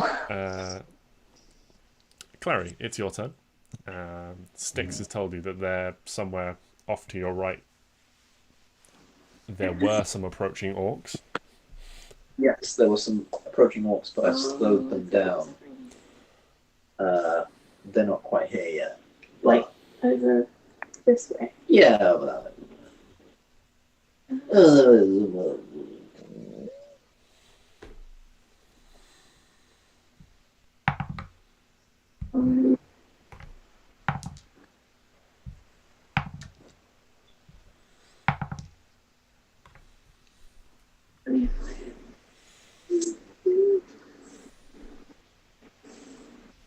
I'm gonna roll around cave. If you wanted, you could use a bonus action to try and spot them as they move through this sort of like now overgrown section of grass, trying to move towards you. I'm gonna move over under this tree. Okay. Bonus hide. Okay. and wait for them to come. Okay. What do you need to roll? It's a 23. 23 stealth check. Yeah, no problem. Stix, what are you up to? I'm gonna.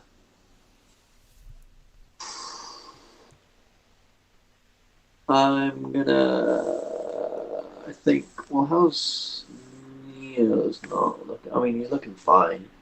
I'm gonna give him like 10 lay on hands as my action, just because I figure quick reset. What did Neo take? Oh, he took damage from the lightning bolt. Yes, I remember. He did. Yeah. So that's actually fine. Nice of you to remember how much you hurt us. Well, there were a lot of pieces going on. Yeah, so I'll like run up there, go, there you go, buddy.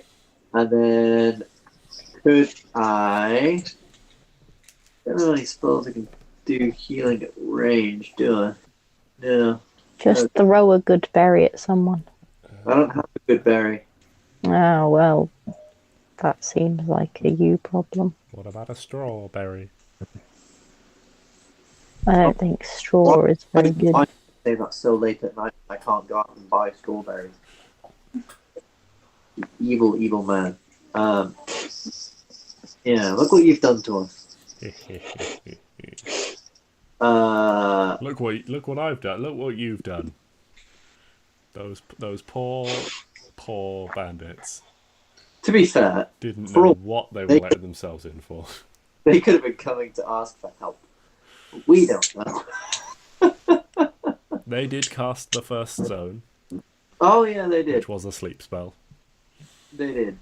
No, I'm just gonna then just spend my light movement by 20, 30, and I'll get out the sort of like here, and I don't have any bonus actions. Okay. You can make a perception check if you want to try and see Yeah. if you can spot the approaching, or gauge how far they're away, see if you can spot them struggling.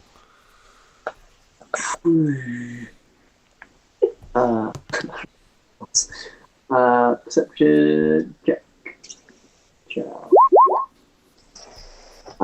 12. 12.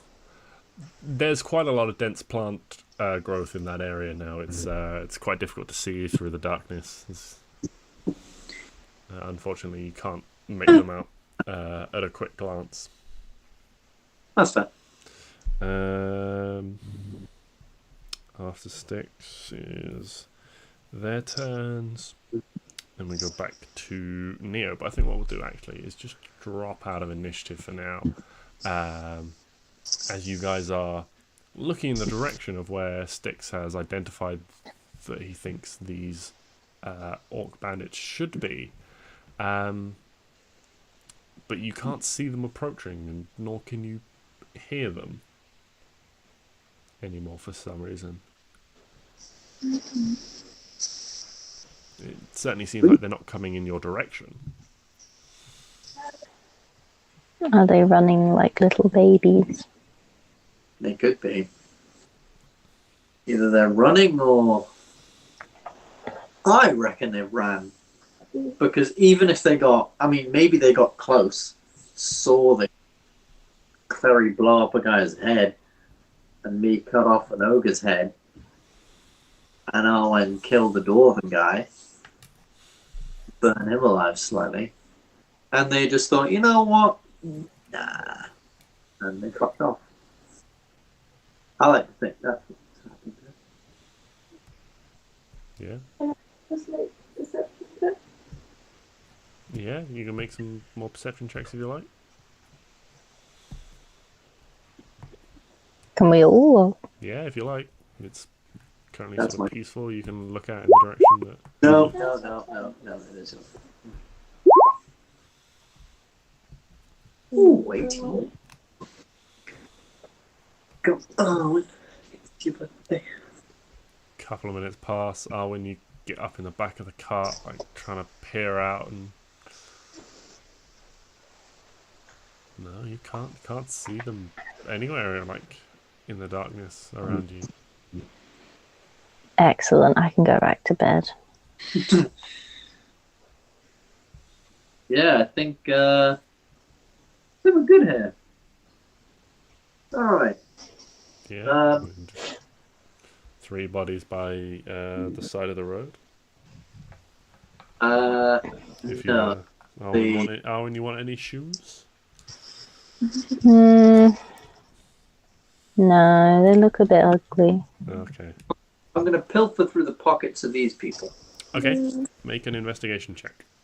The dwarven guy, particularly, he was a little bit more arcanely inclined, and that could be quite interesting. Do it together. Yeah.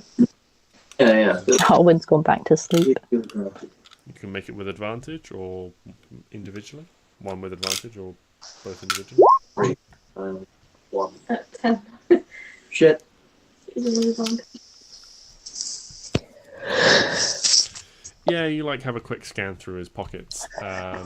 Most of the stuff you find are sort of you discard as being probably spell components. You find a large pouch with sort of lots of smaller pouches inside that you suspect are probably spell components. Doesn't seem to have much on him. The troll or the ogre is wearing pretty much nothing but leathers. You find a handful of sort of chicken bones or something in and amongst them. You find, sort of a fairly rusted set of makeshift armor. As it's mostly leather, but it's got a few metal sort of splints in it to reinforce it in a few places, but is meant to be pretty light and flexible to enable fast sort of agile movement on this guy. He has got sort of a slightly nicer looking sword, but it is still just a standard longsword. The only thing of note you find on him is what looks like a scroll case. Ooh.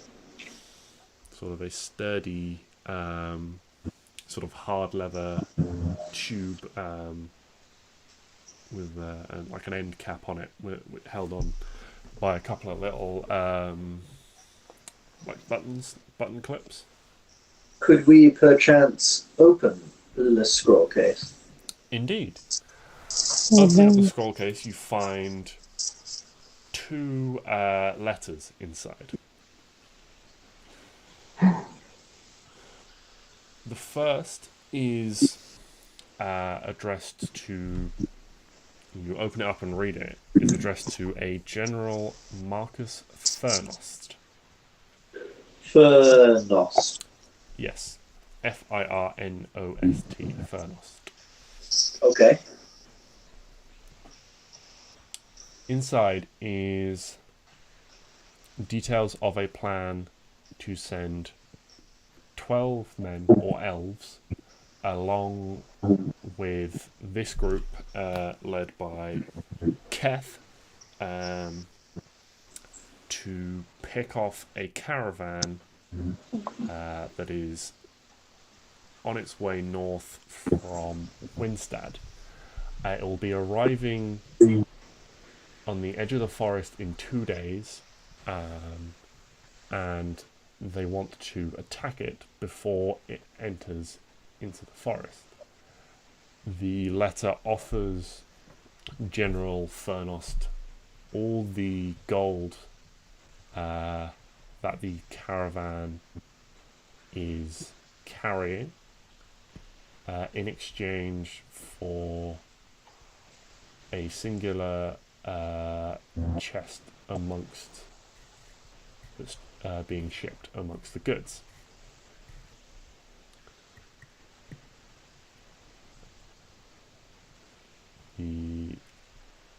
There are a few more details about sort of Keth has previously scouted the area and knows a good ambush spot, and to leave Keth in charge of these 12 men that they send, and that they can return, and to feed them some line about this caravan carrying supplies for, this caravan carrying supplies, or being guards in disguise, or something, make up something to make it sound like these are human soldiers in disguise. And it is signed by Crowley. Knew it. Fucker. The second letter is already open, and the ink is a little bit it's a little bit dirty and smudged, like it's been taken out and read a few times. These are orders for Keth directly. They explain what is in the letter to General Furnost, how to arrange to meet him, what signals to send to arrange to meet him, so that he doesn't have to enter this elven camp, and so on. And that the chest he is asked for is a chest of dark black wood inlaid with blue filigree, and that once they have acquired the chest, they are to kill any surviving elves and bring all the products, all the gold, everything in the caravan back with them when they head back east.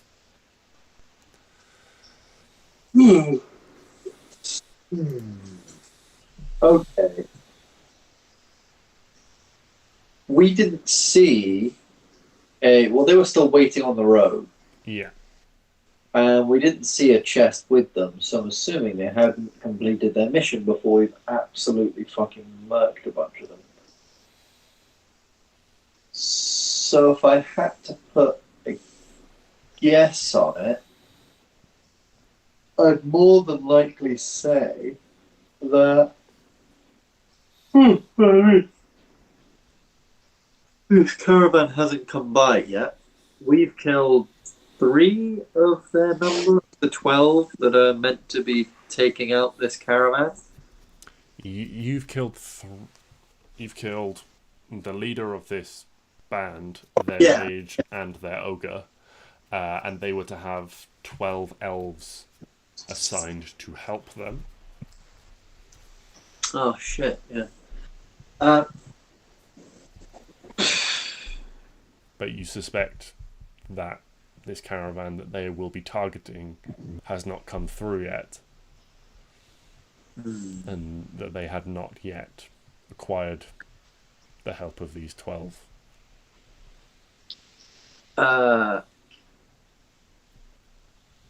Okay.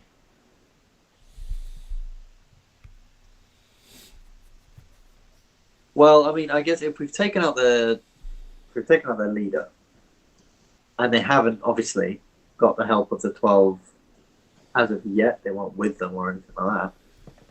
So I would assume, job well done. Yeah. Save the caravan. Yeah.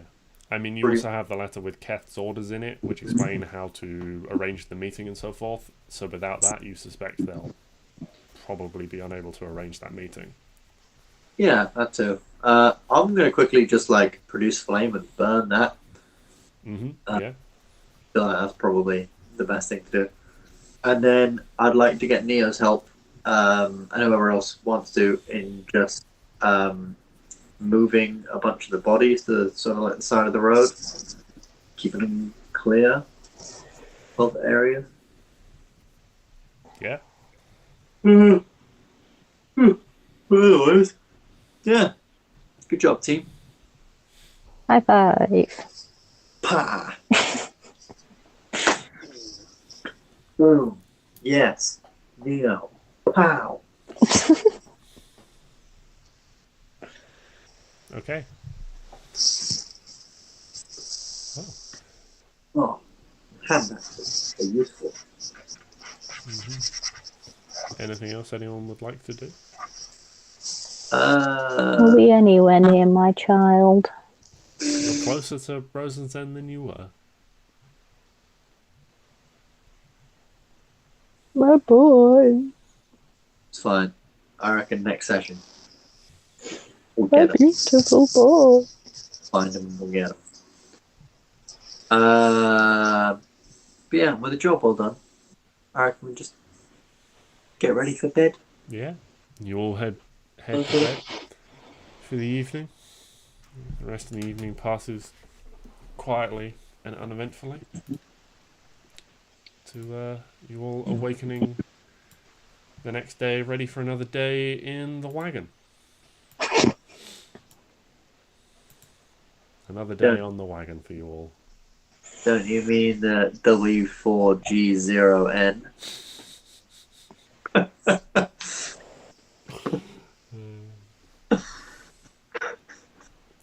Oh dear. What have we done?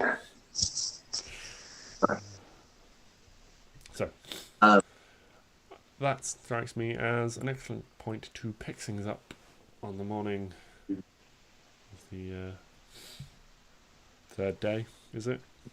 Let's say third day out of Yelion to Rosenzen. Couple of days ahead of you. Indeed. Sorry, was that pick that up next session or? Yes, I think that's a good point to leave it, as we've, due to unfortunate train circumstances, started later than would be preferable, but you know, can't be helped when the trains are delayed. Trains delayed, doors malfunctioning. I was stranded in Ascot for about 20 minutes. I mean, there's worse places to be stranded. There are worse places to be stranded. Ascot is very nice. I've never been to Ascot. It's good. Well, we should pick things up from their next session, which will be The big horse races are. Yes. back next Tuesday, when hopefully a day when you're don't have to travel to work with. Actually, funnily enough, next Tuesday I am at work. God damn it! Because I'll tell you why. Because there's train strikes on the Wednesday and Thursday. Of course. So Excellent. if we wanted to do it next Wednesday as well, I would not complain.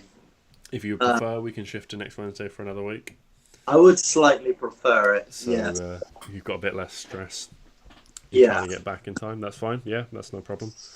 Also, it'll space out your hectic week of D&D, because I think next week you're DMing Sunday and Monday, and then you can have a day off in between, because otherwise you'd be Sunday, Monday, Tuesday. Yes. That'd be a lot. There was a time where I think I did Sunday, Monday, Tuesday, and Wednesday. It was probably something like Sunday, Monday, Tuesday, Thursday, or something like that. Yeah, I think that might have been. Yes, that was it. Yeah. Sunday, Monday, Tuesday. Yeah. But yeah, that's quite a lot. So, we'll pick things back up next Wednesday.